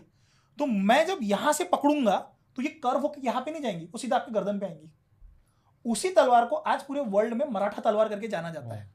स्ट्रेट स्वॉर्ड, मराठा तलवार. कि भाई मैं मारूंगा तो मुझे ज्यादा ये करने की कोशिश नहीं कर. तलवारों का वजन हल्का किया गया.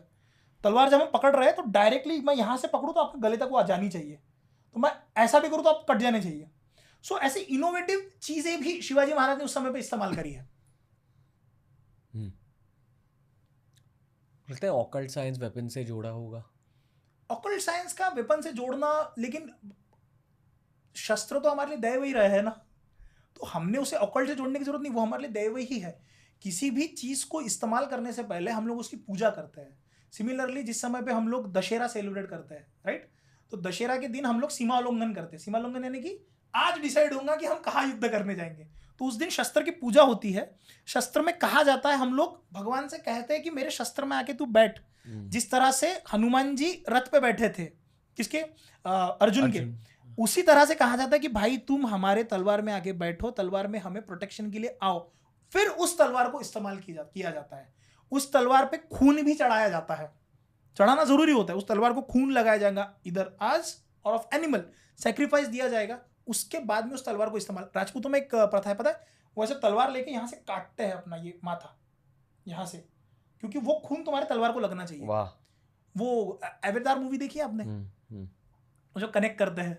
सिमिलर वे में मेरा खून यदि तलवार को लगता है तो मेरा डीएनए खून तलवार का डीएनए सेम, मतलब मेरा पावर कनेक्ट हो जाएगा उसके साथ. Blood bond. यस, वो बॉन्ड क्रिएट करने के लिए भी ये चीजें हुई है. क्योंकि ये हिस्ट्री पॉडकास्ट है, हम वापस टाइमलाइन में लौटते हैं. यस. एक्चुअली 10 पॉडकास्ट लगेंगे अगर हम पूरे मराठा हिस्ट्री को कवर करें. यस इंडीड, ज्यादा. हाँ, छत्रपति शिवाजी महाराज की स्टोरी काफी हद तक कवर करी है इसी शो पे, मेधा मैम के साथ. वैभव सर भी आए थे. हाँ, वैभव सर के साथ भी. संभाजी महाराज की हिस्ट्री हल्के से कवर हुई है मेधा मैम के साथ. हाँ, उनके डेथ तक आई थिंक कवर हुई है डिटेल में. Now let's begin. Sambhaji Maharaj के डेथ के बाद में अब कोई राजा बचा नहीं था. राजा महाराज की एज बहुत कम है. ही इज जस्ट 19 और 17. और संभाजी महाराज के जो बेटे हैं जिनका नाम शिवाजी रखा गया, लेकिन बाद में उनका नाम शाहू पड़ा. शाहू महाराज जो बाजीराव मस्तानी में भी दिखाया, महेश मांजरेकर ने जिनका रोल प्ले किया, जो बहुत बहुत इंपॉर्टेंट रूलर बने. यस. बाजीराव की जिंदगी में उनका गुरु बृहस्पति का रोल है. अगर मैं कहता हूँ कि बाजीराव मंगल है तो ये बृहस्पति है. सो जैसे शाहू महाराज की एज 7 years. यसुबाई, संभाजी महाराज की डेथ हो चुकी है. यसुबाई है, राजाराम महाराज है, तारा रानी है और राजाराम महाराज है. राजाराम महाराज की उम्र उस समय 19 है. 19 या 20 की अराउंड एज है. अब आपके पास में राजा होना बहुत जरूरी है. कोई गद्दी पर बैठेगा तभी हम युद्ध कर पाएंगे, या किसी को देखते हुए हम युद्ध कर पाएंगे. ये प्रोसेस को बहुत हद में शिवाजी महाराज ने ब्रेक कर दिया था कि भाई मैं यदि मर भी जाऊं तो मेरे बाद भी लड़ते रहना. पहले कैसा था, राजा मर जाए तो ये होगा, लेकिन स्टिल आप उस जो आपके जो विचारधारा है कि राजा का होना बहुत जरूरी है देश चलाने के लिए या उस चीज को चलाने के लिए, वो चीजें अभी तक आपके इसमें पूर्णतः समाज में बैठी नहीं है. इसलिए राजाराम महाराज को बैठाना बहुत जरूरी था. तो after the death of Sambhaji Maharaj, Rajaram Maharaj को गद्दी पर बैठाया गया. Was he prepared? He was just 19-20. No, he was not. No one was prepared. उनकी मेंटालिटी क्या होती होगी तब? हाँ, उनकी मेंटालिटी ये रही थी कि देखो कैसा था, राजाराम महाराज को ये बात पता थी कि ये गद्दी मेरी नहीं है. वो हमेशा कहते थे कि गद्दी के असली वारिस जो है वो शिवाजी महाराज है. शिवाजी महाराज ने संभाजी महाराज के बेटे शाहू महाराज वो है. लेकिन गद्दी को प्रोटेक्ट करने के लिए मैं जो कुछ कर सकता हूं वो मैं करूंगा. बिकॉज सी सर, पहले छत्रपति, आप शिवाजी महाराज से आप संभाजी महाराज को कंपेयर नहीं कर सकते. संभाजी महाराज को आप राजाराम से कंपेयर नहीं कर सकते. और छत्रपति शिवाजी महाराज को आप बाजीराव जी के साथ में भी कंपेयर नहीं कर सकते.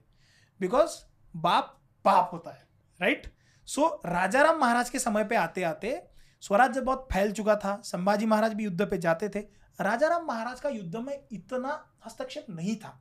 So Rajaram Maharaj was not the one who was taking all the decisions. There was Amatya, economic minister, Ramchandra Pant Amatya. He was the one who was taking the decisions, all decisions. So यहाँ पे ये decide हुआ राजा को जिंदा रखना है तो हम क्या करेंगे, यसुबाई को और यसुबाई के बेटे को हम लोग रायगढ़ पे रखेंगे. रायगढ़ अभेद्य था, रायगढ़ को कोई जीत नहीं सकता था. तो रायगढ़ को जीतने के लिए जुल्फिकार खान को भेजा. आसद खान ये औरंगजेब का वजीर है, वजीर के बेटे को जुल्फिकार खान को जीतने के लिए भेजा. ये यहाँ पे आया, 8 महीने लगे उसे जीतने के लिए, लेकिन वो जीता कैसे ये बाद में बताता हूँ मैं. राजाराम महाराज को ये कहा गया कि आप पूरा जनान खाना लो, जनान खाना उठाओ, अपनी पूरी औरतें और जो कुछ भी है उन्हें लो, आप विशालगढ़ पे जाओ, विशालगढ़ पे जनान खाना रखा, वहां से वो पन्हाड़ा गए, पन्हाड़ा से वो जिंजी चले गए सदर्न साउथ में. मतलब पहले वो कर्नाटका में आता था, अब वो तमिलनाडु में, वो जिंजी चले गए क्योंकि तुम्हारा जिंदा रहना बहुत जरूरी है. अदरवाइज औरंगजेब क्या करेगा, सभी को मार देगा. आपकी अगर मेल आपके घर में जितने सब खत्म हो गए, बचा कौन है शासन करने के लिए. तो राजाराम महाराज को सुरक्षित रखना जरूरी था. रामचंद्र पंत अमात्य ने यह कहा कि मैं ऐसा करता हूं कि मैं पन्हाड़ा पे रुकता हूं. पन्हाड़ा वाज तो बाउंड्री, कोल्हापुर के पास में, कोल्हापुर के नीचे कर्नाटका चालू होता है. मैं यहां पे रुकता हूं, यहां से जितने भी लोग हैं हमारे, जितने सरदार हैं, उन सभी सरदारों को मैं बचा के रखूंगा और ये कहूंगा कि महाराष्ट्र कैसे चलाना है, आप साउथ में चले जाओ. तो उन्हें आगे भेज दिया गया, ये रुके यहीं पे पन्हाड़ा पे. और उस समय पे कंडीशन इतनी वर्सन हो चुकी थी क्योंकि जैसे ही औरंगजेब ने संभाजी महाराज को मारा, बहुत सारे हमारे सरदार डिवाइड हो चुके थे कि भाई अभी तो कोई राजा बचा नहीं है, एक काम करते हैं, हम मुगलों के लिए काम करना शुरू करते हैं. बहुत लोग उस दूसरे सेक्शन में जा रहे थे. रामचंद्र पंत अमात्य और राजाराम महाराज ने यह कहा कि जो जहागीरी सिस्टम, मतलब कैसा था, फ्यूडल, मतलब एक गांव का एक जहागीर रहेगा. शिवाजी महाराज ने सेंट्रलाइज कर दी थी सारी की सारी सिस्टम, राइट, जिसके वजह संभाजी महाराज का वो शिरके का जो युद्ध, मतलब जो कलेश दिखाया है कि हमें हमारी जहागीरी दे दो, मूवी में देखा होगा आपने, वो सिस्टम राजाराम महाराज को रीस्टैब्लिश करवानी पड़ी. जो कोई भी गांव जीतेगा उसको गांव मिलेगा, जहागीरी मिलेंगी. उसके चक्कर में इन्होंने औरंगजेब को इतना मारा, जो जहां पे जो जैसा मिल रहा है उसको मारना शुरू कर रहे हैं लोग. अब यहां पे 2 लोगों का नाम बहुत ऊपर उठ के आता है, संताजी घोरपड़े एंड धनाजी जाधव. संताजी घोरपड़े एंड धनाजी जाधव ये शिवाजी महाराज के अंडर में ही, संताजी घोरपड़े वॉज एल्डर, शिवाजी महाराज के अंडर में बने हुए थे. संभाजी महाराज के डेथ के बाद में राजाराम महाराज ने संताजी घोरपड़े को सेनापति घोषित किया थोड़े समय के बाद में. तो these 2 people were so dangerous कि जिस समय पन्हाड़ा पे राजाराम महाराज, इनको पता चला कि राजाराम महाराज को पकड़ने के लिए जुल्फिकार खान अब निकल रहा है वहां से. 8 महीने यहां पे रायगढ़ के पास में इसने टाइम पास किया है, वो जीत नहीं पा रहा था. हमारा एक व्यक्ति था जिसका नाम था सूर्याजी पिसाड़, उसको मुगलों ने लेटर लिखा और ये कहा कि सब तो खत्म हो गया है, देखो हम पैसे देते हैं, सब देते हैं, तू खोल. उसने जाके रायगढ़ के दरवाजे खोले थे, इसीलिए हम लोग रायगढ़ हारे. अदरवाइज रायगढ़ वॉज अनडिफिटेड, मतलब उसको कोई अनकॉन्कर्ड, उसको कॉन्कर ही नहीं कर पाता था. तो अब यहां पे ऐसा हुआ कि Santaji Ghorpade and Dhanaji Jadhav, 2 dangerous man, इतने डेंजरस कि इनके नाम से मुगल कांपते थे लिटरली थर-थर. उसका रीजन ये है, जिस समय पे पन्हाड़ा में राजाराम महाराज जी, उनको पता चला पन्हाड़ा में जीतने पकड़ने के लिए आ रहे हैं, वो सामने से आए. संताजी ने पहले ही यहां से अटैक कर दिया. अटैक किया तो किया, मुगलों को रिटेलिएट, मतलब पीछे जाना पड़ा. अब संताजी ने पूछा कि भाई अभी क्या करना है. बोले हम लोग औरंगजेब की छावनी के ऊपर आक्रमण करेंगे. और औरंगजेब के छावनी के ऊपर जो गुंबद होता है ना, ऐसा सोने का कलश रहता था ऐसा, वो कलश उठा के लेके आ गए. ये लोग कलश उठा के लेके आए और हर तीसरे दिन, चौथे दिन, 5वें दिन, 10-15 दिन में औरंगजेब के सेना के ऊपर छोटे छोटे छापे मार रहे, क्योंकि आपके पास में यूनिफाइड फोर्स नहीं है. कभी यहां से, कभी वहां से, कभी यहां से, कभी वहां से, कभी यहां से, कभी वहां से. ये ज्योग्राफिकली कहाँ हो रहा है? ये महाराष्ट्र में हो रहा है. कहाँ? ऑल ओवर महाराष्ट्र में चल रहा है. ओके. क्योंकि आपने डिक्लेयर कर दिया ना कि जो कोई भी जैसी भी जागीर जीतेगा उसे वो जागीर दी जाएगी. तो मराठों ने क्या किया, जागीर के इसमें भाई इतना मारा, जो औरंगजेब 15 साल तक एक किला नहीं जीत पाया है. परेशान हो चुका है, हैरान हो चुका है कि भाई मुझे तो लगा संभाजी महाराज को मार दूंगा, खत्म हो जाएगा. राजाराम महाराज खड़े हो गए. Even after the death of Rajaram Maharaj की वाइफ तारा रानी खड़ी हो गई. अब उन्हें लगा कि यार मैं तारा रानी से हारूं मैं. एक समय ऐसा आया था, ये किस्सा किसी ने बताया नहीं है, मराठों ने औरंगजेब को कैप्चर किया था. इन्होंने क्या किया कि औरंगजेब जब अपनी आखिरी युद्ध लड़ा, आखिरी किला जो पिराजी नाइक के साथ में उसका एक युद्ध है, देवगढ़ करके एक जगह नीचे, वहां से वो जीत के वो अहमदनगर के पास जा रहा था। तो गलती से यहाँ से मराठे आ रहे थे, मराठों की सेना नहीं देखा, अबे बोले औरंगजेब जा रहा है, इन्होंने आक्रमण चढ़ा दिया। औरंगजेब के बाजू में जो तंबू था, वो तंबू में औरंगजेब के जो व्यक्ति थे उसको पकड़ा, उनका जो वहां पे उस समय पे उस एरिया का जो सेनापति उसको पकड़ा, उसको अंधा किया, बोले पैसे निकाल, उससे रैंसम लिया, उसको छोड़ दिया। फिर बोले ये तंबू में औरंगजेब है, बोले वैसे भी वो बूढ़ा हो चुका है, वैसे भी बूढ़ा हो चुका है, उसको मार के करेंगे क्या, एक काम करेंगे, जहां जहां इसकी छावनी दिखेंगी वहां पे पैसों का सप्लाई आएगा, इसको लूटेंगे। मुर्गी की तरह उसको जिंदा रखा था मराठों ने। वो चाहते तो दूसरे दिन मारते उसको। सो मराठास बिकम सो स्ट्रांग। मतलब क्या हुआ ना, वो बाउंस बैक हो गया औरंगजेब के ऊपर। एक तो आपने संभाजी महाराज को मारा और बहुत बुरी तरह से मारा, हाल हाल करके, मतलब आपके नाखून तोड़े जा रहे, घुटने तोड़े जा रहे, पूरे नमक लगाया जा रहा बॉडी पे। ये मराठों के दिमाग में बहुत गंदा घुमा था, जो बहुत लॉयल थे, हम तो मार के रहेंगे औरंगजेब को और यही कब्र खोदेंगे। और जिस समय औरंगजेब हाथ में भी आया तो उसे जिंदा रखा कि देख हम तेरे को कैसे लूटेंगे, पहली बार लूटेंगे, दूसरी बार लूटेंगे, तीसरी बार भी लूटेंगे। और मराठे क्या करते थे, मराठों को पता था कि औरंगजेब भले किला जीत जाएगा लेकिन वो किले को अपने पास में टिका के नहीं रख सकता। क्यों? क्योंकि सह्याद्री के लोकल लोग हम है ना, हमें पता है सह्याद्री चढ़ते कैसे है। जैसे कोई हिमालयज में जाता है तो वहां पे जो शेरपास जो होते हैं वो कितने स्पीड में चढ़ जाते हैं बिना ऑक्सीजन मास्क के, क्योंकि वो वहां के वो एक्वेंट हो चुके। हम लोग, हमें पता है हमें क्या करना है। मराठास क्या करते थे, 6 महीने तक किला लड़ा देते, 6 महीने तक किला लड़ा देते, खुद ही दे देते थे, जी ले जा भाई, ले जा भाई, तू ही ले जा। कब देना है? जून में देना है। क्यों देना है? जुलाई में बारिश शुरू होगी। और बरसातों में कोकण में सिर्फ 3 ही लोग घूम सकते हैं सर, वादळ, बादल, बारिश और मराठे। चौथे की औकात नहीं थी। बोले इसको दे दो वापस। जुलाई आया, चढ़ाई करो, वापस ले लो किला। 2 महीने में किला वापस। इससे होगा क्या, औरंगजेब क्या करेगा, औरंगजेब पूरे पैसे लगाएगा उसमें, उसके पैसे खत्म करो, उसके रिसोर्सेस खत्म करो, किला दे दो, 2 महीने तो वापस ले लो। Economic warfare. यस।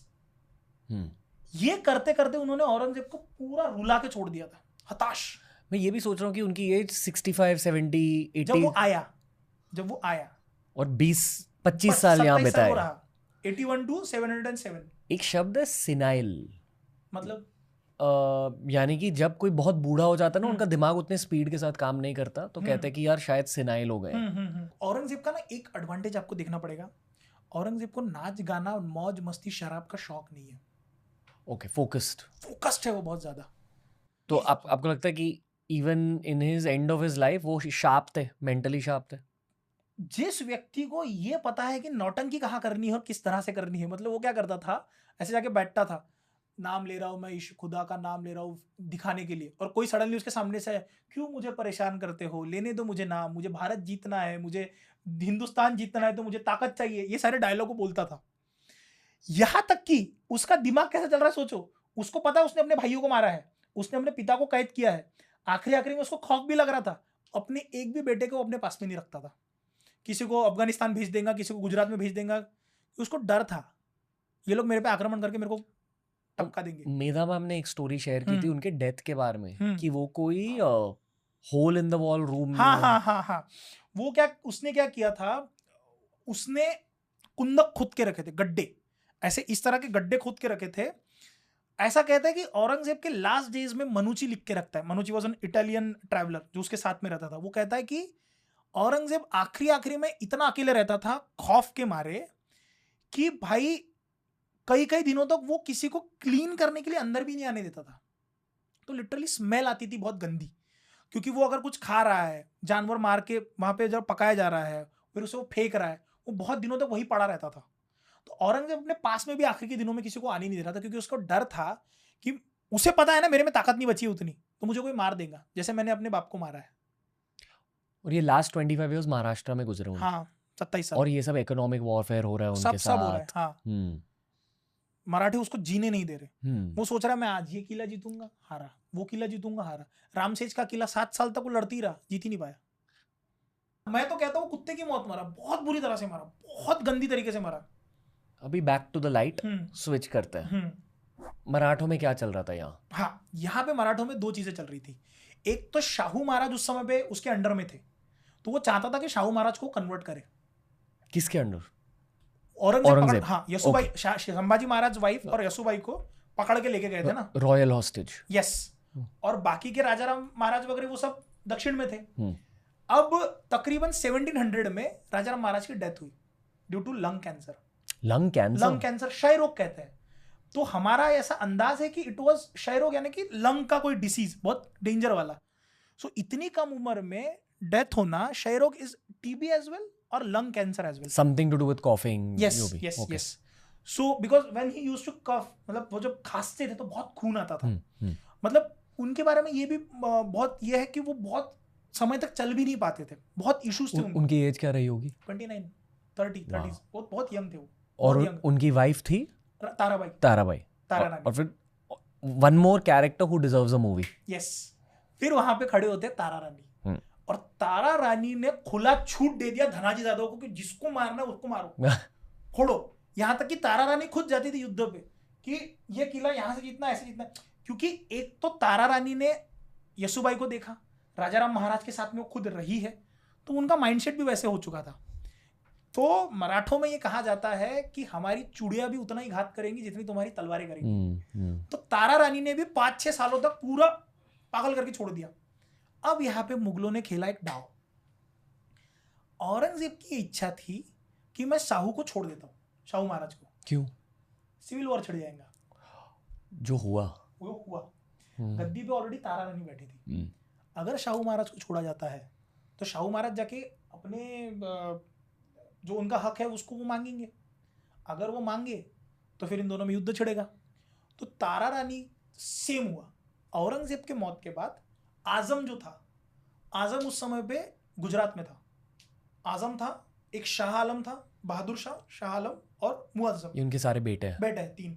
मुअज्जम यानी अफगान में है वो, उसका नाम शाह आलम भी है, बाद में जाके वो नहीं सॉरी मुअज्जम है, मुअज्जम का बहादुर शाह हुआ है। नीचे में जो है वो शाह आलम है, यहाँ पे आजम है।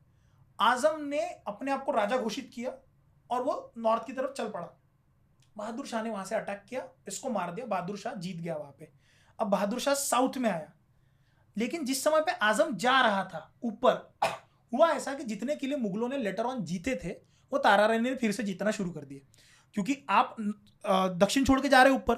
तो यहां पे इन्होंने एक काम किया कि जुल्फिकार खान ने ये कहा, ऐसा करते हैं शाहू महाराज को छोड़ देते हैं, सिविल वॉर हो जाएगा।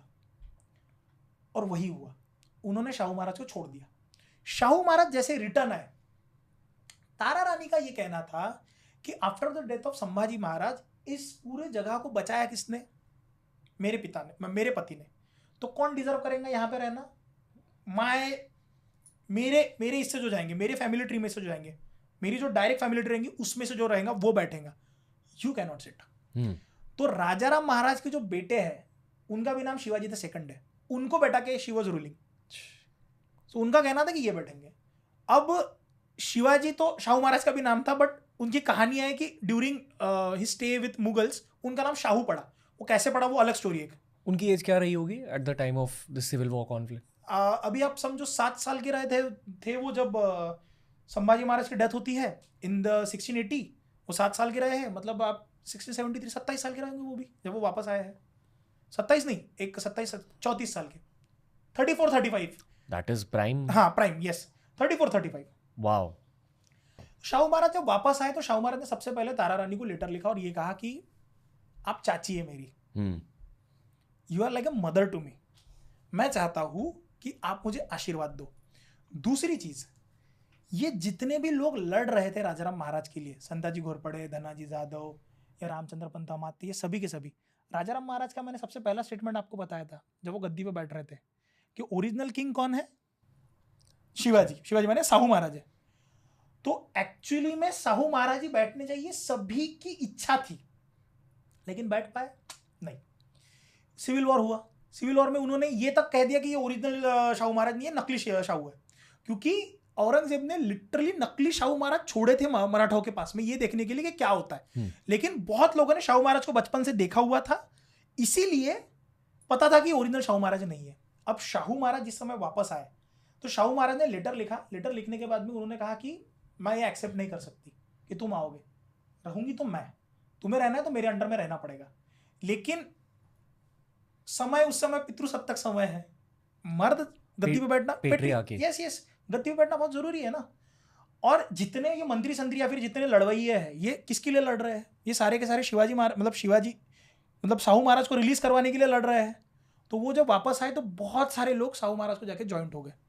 फिर इनका एक छोटा सा वॉर भी हुआ है इन दोनों में, और एक बाउंड्री डिसाइड हुई है।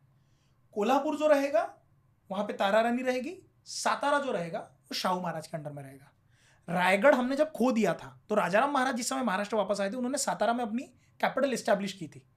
अब सातारा में कैपिटल एस्टैब्लिश करने के बाद शाहू महाराज के लिए जरूरी था कि वो सातारा को अपने अंडर में रखे, अदरवाइज उनको कोई राजा नहीं समझेगा। क्योंकि तारा रानी यहाँ से ये खबरें भी उड़ा रही थी कि भैया ये नकली शाहू महाराज है, ये ओरिजिनल नहीं है, तो वहां पे जाना जरूरी था। तो उन्होंने जब सातारा जीता, तो सातारा के नीचे में एक बाउंड्री जाती है, वहां से कोल्हापुर का एरिया तुम्हारा, ये हमारा।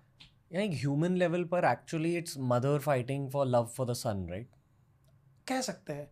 कैसा है ये ना, ये बहुत मतलब दुख होता है इन सब चीजों को देखते हुए, क्योंकि दोनों की नीयत सही थी, क्लीन साफ इंटेंट था, बट ह्यूमन लिमिटेशंस। मैं एक और बताता हूँ इसमें क्या हुआ। जिस समय पे शाहू महाराज आए तो शाहू महाराज से ये कागजों पे लिखवाया गया कि you will work as a मांडलिक of Mughal only, you are not going to get independence, you will work as a Mughal व्यक्ति ओनली, राइट?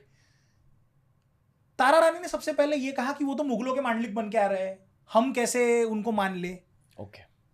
बट जब बहादुर शाह नीचे आया दक्षिण में अटैक करने के लिए, और उसने नीचे दक्षिण में जो शाह आलम को हराया वहां पे, उसको हराने के बाद में वो जब वापस जा रहा था, मुगलों ने फिर से एक दाव फेंका।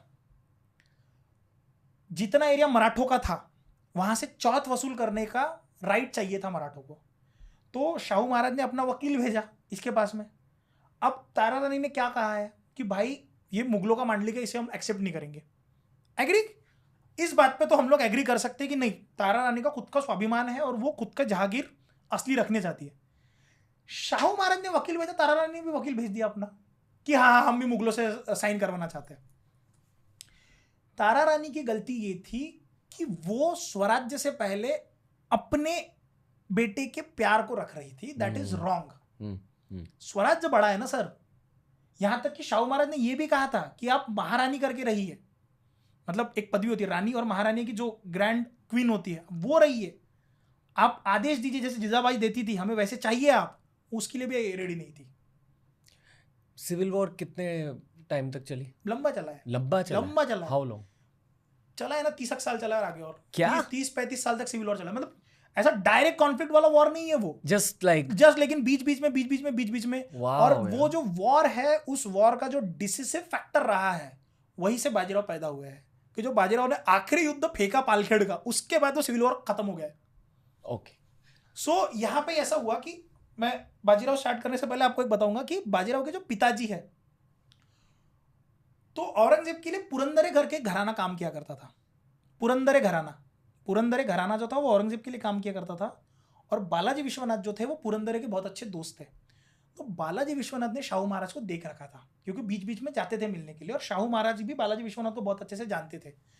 तो अब जिस समय पे ये वापस आए, तो वापस आने के बाद में 1707 में इन्होंने गद्दी ली अपने हाथ में, और धीरे धीरे अपना अष्टप्रधान मंडल बनाना चालू किया। मतलब जो 8 चीफ जो लोग रहते थे उनके बनाना शुरू किया। इसमें फिर जो व्यक्ति का राइज होता है वो है बालाजी विश्वनाथ। बालाजी विश्वनाथ का सबसे बड़ा काम यह है कि जितने भी मंत्री अब तारा रानी के लिए काम कर रहे हैं, उन सारे मंत्रियों को सल्टा के ट्विस्ट करवा के शाहू महाराज के पास में लेके आए। क्योंकि तारा रानी का विजन था कि स्वराज्य पे मैं काम करूंगी, शाहू महाराज का विजन था कि मुझे शिवाजी महाराज का जो सपना है कि मुझे अटक से कटक तक पूरा स्वराज्यमय भारत करना है, वो विजन शाहू महाराज के पास में है। ये सारे मंत्रियों को पटा के देना था। तो बालाजी विश्वनाथ को लेके आया गया। अजीब सा सवाल है, पूछो ना। ये जब 30 साल लंबी जो सिविल वॉर चल रही थी, आपको क्या लगता है कि छत्रपति शिवाजी महाराज क्या सोचते होंगे? मुझे एक बात बताओ, think what is Shivaji Maharaj for you? Like living deity, है ना? He is more to me than a god. Why more than a god मैं कह रहा हूं? क्यों? माँ पहले या ईश्वर पहले? माँ पहले, हमेशा माँ ही पहले होगी, है ना? क्योंकि हमने 9 महीने ईश्वर को भी माँ से देखा, हमने ईश्वर को जाना माँ से जाना। तो हमारे महाराष्ट्र में कहावत है, मतलब वो कहावत तो नहीं है लेकिन ये लाइन मैंने कही थी, बहुत फेमस हुई थी वो। मैं कहता हूँ कि दिवाली का पहला दिया हम शिवाजी महाराज को लगाते हैं, क्योंकि जिसकी वजह से हमारे मंदिरों के दिए आज लगते हैं वो शिवाजी महाराज है। तो ईश्वर को जिसने बचाया वो शिवाजी महाराज है, क्योंकि यदि शिवाजी महाराज ने तो धर्म नहीं होते, धर्म नहीं होते तो आपको ईश्वर कैसे पता चलता है ना? बूम। इसके बारे में कविताएं भी लिखी गई थी कि मथुरा मदीना होती, काशी की कला जाती, मथुरा मदीना होती, अगर शिवाजी ना होते तो सुन्नत होती सबकी। तो कहने का तात्पर्य यह है कि कैसा लगाऊंगा शिवाजी महाराज को कि जो सब कोई मिलके पूरे स्वराज्य के लिए लड़ सकते हैं, वो आज अपने पर्सनल बेनिफिट के लिए लड़ रहे हैं कि राजा मैं बनूं, मैं बनूं, मैं बनूं। कहते हैं ना सर कि तीसरी पीढ़ी में एक तो काम बनता है या काम बिगड़ता है, यहाँ पे काम थोड़ा डगमगा चुका था और इसका बेनिफिट बाहरी लोगों ने लिया था, है ना? मुंबई में क्या हो रहा था तब? अंग्रेज थे वहां पे, अंग्रेज बैठे हुए थे राइट फ्रॉम 1500 हाँ, 1600। नहीं, वो पहले पुर्तगालियों के पास में थी। मुंबई, पहले मुंबई पुर्तगालियों के पास में थी, फिर पुर्तगालियों की राजकुमारी की जब शादी इंग्लैंड के राजकुमार के साथ में हुई तो उन्होंने दहेज में दे दिया था उसे। हल्के से पॉज करते हैं। हाँ, ब्रीफ हिस्ट्री ऑफ मुंबई समझाइए। ब्रीफ हिस्ट्री ऑफ मुंबई अगर मैं समझाऊं तो देखो, मुंबई ये पहले 7 बेटों में बटा हुआ था। जिस समय पे अब मुंबई का इतना इंपॉर्टेंस नहीं था, जितना इंपॉर्टेंस सूरत का था उतना इंपॉर्टेंस मुंबई का नहीं था, बिकॉज मुंबई उतना डेवलप नहीं था। अब हुआ ये कि जितना भी ट्रेडिंग और ये सब चीजें जो होती थी वो सूरत में होती थी। शिवाजी महाराज ने जिस समय पे सूरत पे छापा मारा, छापा क्यों मारा? क्योंकि शाइस्ते खान आया, 3 साल रहा, नासधूस की, हमें पैसा चाहिए। अब तुम्हारा ट्रेडिंग सबसे बड़ा हब क्या है? सूरत सबसे बड़ा ट्रेडिंग हब था। शिवाजी महाराज सूरत गए, सूरत को लूट के लेके। अब इसको लूट शब्द जो है बहुत लोगों को बुरा लगता है, लेकिन मेरा ऐसा कहना है कि हमने वहां पे छापे मार के जो पैसे लेके आए तो लूट तो हुई। कैसी हुई? शिवाजी महाराज ने मुगलों की नींद लूटी, चैन लूटा, सब लूटा, क्योंकि वो मेन सेंटर था सूरत। पूरी सूरत बदसूरत कर दी थी। पहली बात, शिवाजी महाराज सिर्फ वापस आना चाहते थे लूट के, मतलब वो गए, उन्होंने 3 जनों के नाम बताए, सिद्दी बोहरा और 2 ऐसे बिजनेसमैन थे, उनके नाम बताए, बोले ये सबसे बड़े बिजनेसमैन है, बोले तुम्हारे, ये तुमको सबसे ज्यादा टैक्स देते हैं। मेरा कहना इतना है कि तुम 3 साल यहाँ पे रहे, मैं तुमको लिटरली पर्ची देता हूँ, पर्ची के ऊपर लिख के देता हूँ कितने पैसे चाहिए, मैं बाहर खड़ा रहूंगा, सूरत के अंदर नहीं आऊंगा। इन्होंने इनायत खान बहादुर, जिसका मैंने नाम लिया था सूरत का, वो तो छुप के बैठा, उसने एक आदमी को बैठा शिवाजी महाराज पे अटैक करवाया, तो मराठे चिड़े, इन्होंने लूटा और पूरा सूरत जला डाला। लोग निकल चुके थे वहां से, इसीलिए सूरत का जो इंपॉर्टेंस है बहुत कम हुआ। और दूसरे भी जो थे, दूसरे लोग भी जो थे, मतलब शिवाजी महाराज 2 बार सूरत लूटने के लिए गए, तो 2 बार जब सूरत लूटी गई तो सूरत का ना इंपॉर्टेंस कम हुआ। इसीलिए समय के साथ में ये जो मुंबई है, मुंबई का जो इंपॉर्टेंस है वो बढ़ने लगा। अब इसके बाद भी एक सबसे बड़ी बात ये आती है कि मुंबई का जो क्षेत्र है, मुंबई के क्षेत्र में ट्रेडिंग इतने बड़े पैमाने पे नहीं थी। जब ये पुर्तगाली आए तो पुर्तगालियों ने क्या किया, सबसे पहले पुर्तगाली केरला में आते हैं, बराबर है, कोझिकोड के पास में। धीरे धीरे धीरे धीरे धीरे धीरे इन्होंने अपने हाथ फैलाना शुरू किया ऊपर तक, मतलब वहां से मैंगलोर तक जा रहे हैं, मैंगलोर से और ऊपर आ रहे, कोकण का एरिया कैप्चर कर रहे, और ऊपर आ रहे और ऊपर आ रहे। ऑन दैट बेसिस उन्होंने बॉम्बे को भी हल्का हल्का डेवलप करने की कोशिश करी। उनके आने से पहले क्या था यहाँ? कहाँ पे? ये जो 7 आइलैंड है, मतलब क्या होता था यहाँ? मुंबई का जो एरिया था, जैसे आपका कुलाबा का यहाँ पे एक किला था, कुलाबा का किला था, कुलाबा के किले के बाद में छोटे छोटे, ये मतलब सिमिलर जैसा हमारा कोकण का एरिया है, सेम कोकण का एरिया है। Trading was not rampant in Mumbai earlier.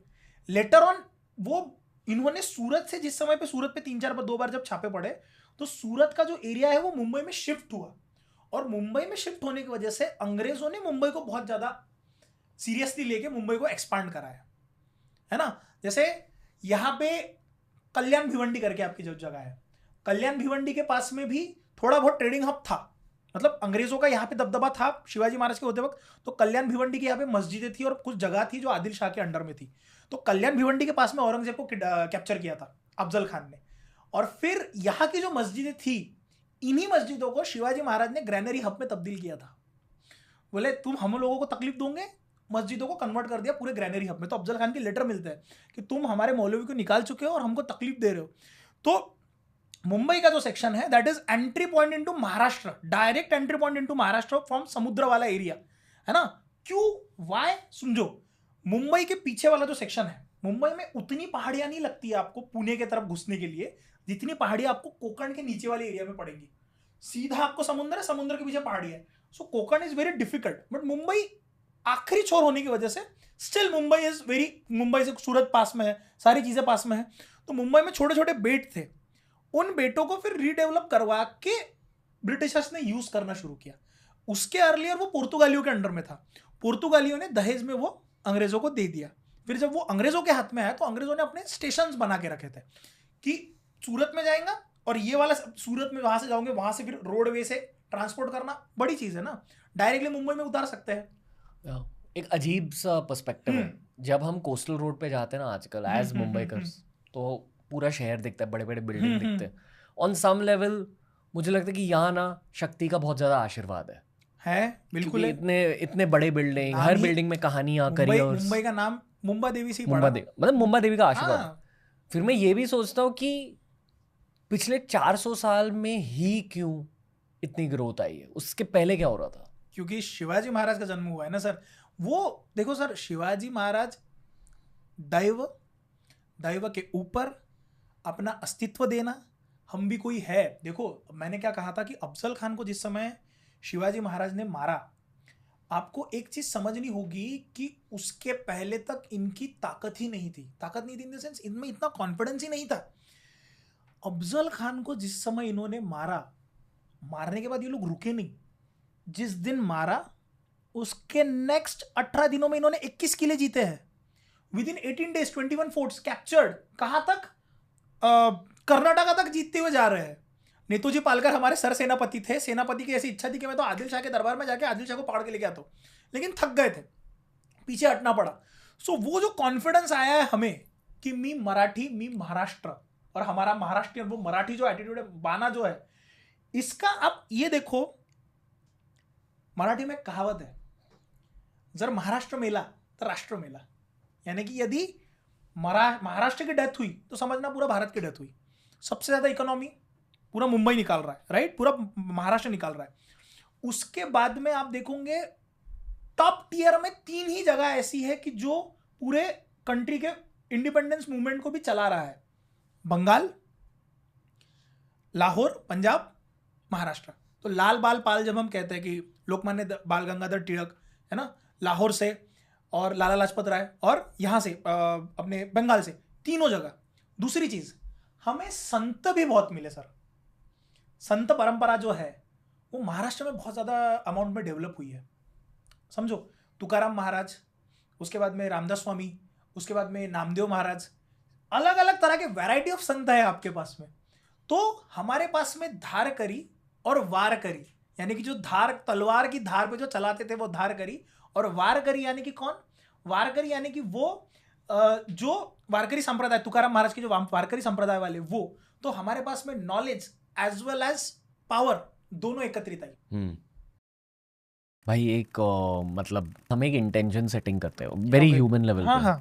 तो मैंने नोटिस किया कि जब ऐसे वाले हिस्ट्री पॉडकास्ट होते हैं ना, तो थोड़े हायर एनर्जी आकर पॉडकास्ट के, तो आई फील कि I hope Chhatrapati Shivaji Maharaj is here, बैठे हो, ठीक है, and through his blessing like things flow. I think it will happen. वो एक इंटेंशन है।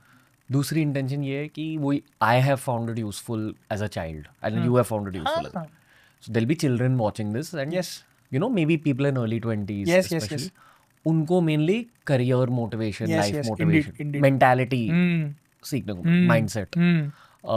Third thing, just you know passing on the history student baton to the next gen, कि how we enjoy history more, you know, teenagers should pick up enjoyment of history। क्योंकि I was talking to my girlfriend and all also, वो बोली कि यार history इतनी boring subject है, ये वो। मैं बोला नहीं, you've just been taught by boring people। yes तो want to shift that personally। ये मेरे 3 intention है। मैं एक intention ऐड करूँ? up to you bro। मेरा intention ये रहेगा कि हमें थोड़ा सा हिस्ट्री स्टोरी टेलिंग के ऊपर ध्यान देना चाहिए, टीचर्स के लिए भी। टीचर उस तरह से हिस्ट्री पढ़ाते नहीं है जिस तरह से पढ़ाना चाहिए बच्चों को। हिस्ट्री ऐसा सब्जेक्ट है कि आप मिस्टेक्स तभी दोहराओगे अगर आपको आपकी हिस्ट्री पता नहीं होगी तो। बीट एनी, फिजिक्स का एक लॉ आपके रिलेशन में भी काम आता है, सेम लॉ फिजिक्स में भी काम आता है, सेम केमिस्ट्री में भी काम आता है। सिमिलरली हिस्ट्री में जितनी भी चीज़ें हो चुकी है, यदि आप उसको आज आपके करंट सिचुएशन के साथ में लिंकअप नहीं कर पा रहे हो तो भाई हिस्ट्री पढ़ने का कोई मतलब नहीं है। What's the point? सेकेंडली, इतनी हिस्ट्री हुई है, होने का क्या पॉइंट है? केस स्टडी है ना, इंडियन केस हिस्ट्री क्या है? एक तरह से केस स्टडी है। अदरवाइज मुझे क्या लेना देना है भाई कि कौन सा राजा 300 साल पहले हुआ, महाराणा प्रताप ने क्या किया, शिवाजी महाराज ने क्या किया, किसने क्या किया। मेरा कहने का तात्पर्य है कि पढ़ो। पढ़ना इसलिए जरूरी है क्योंकि उनकी गलतियों से तुम सीखोगे, अदरवाइज तुम गलती करोगे फिर सीखोगे। उससे बेटर है कि उनकी गलतियों से तुम सीखो। Okay, yes. देखो दोस्तों, ब्लूप्रिंट की बात की जाए तो ये एक 200-300 साल लंबी कहानी है। आप ही सोचो कि कितने ट्विस्ट और टर्न्स पूरे मराठा एम्पायर की स्टोरी ने देखे हैं।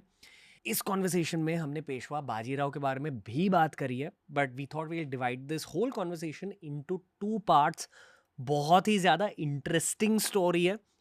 मैंने बहुत कुछ सीखा। आई जेन्यूनली फील कि मैंने बहुत सारी चीज़ें खुद के करियर में अप्लाई करी है।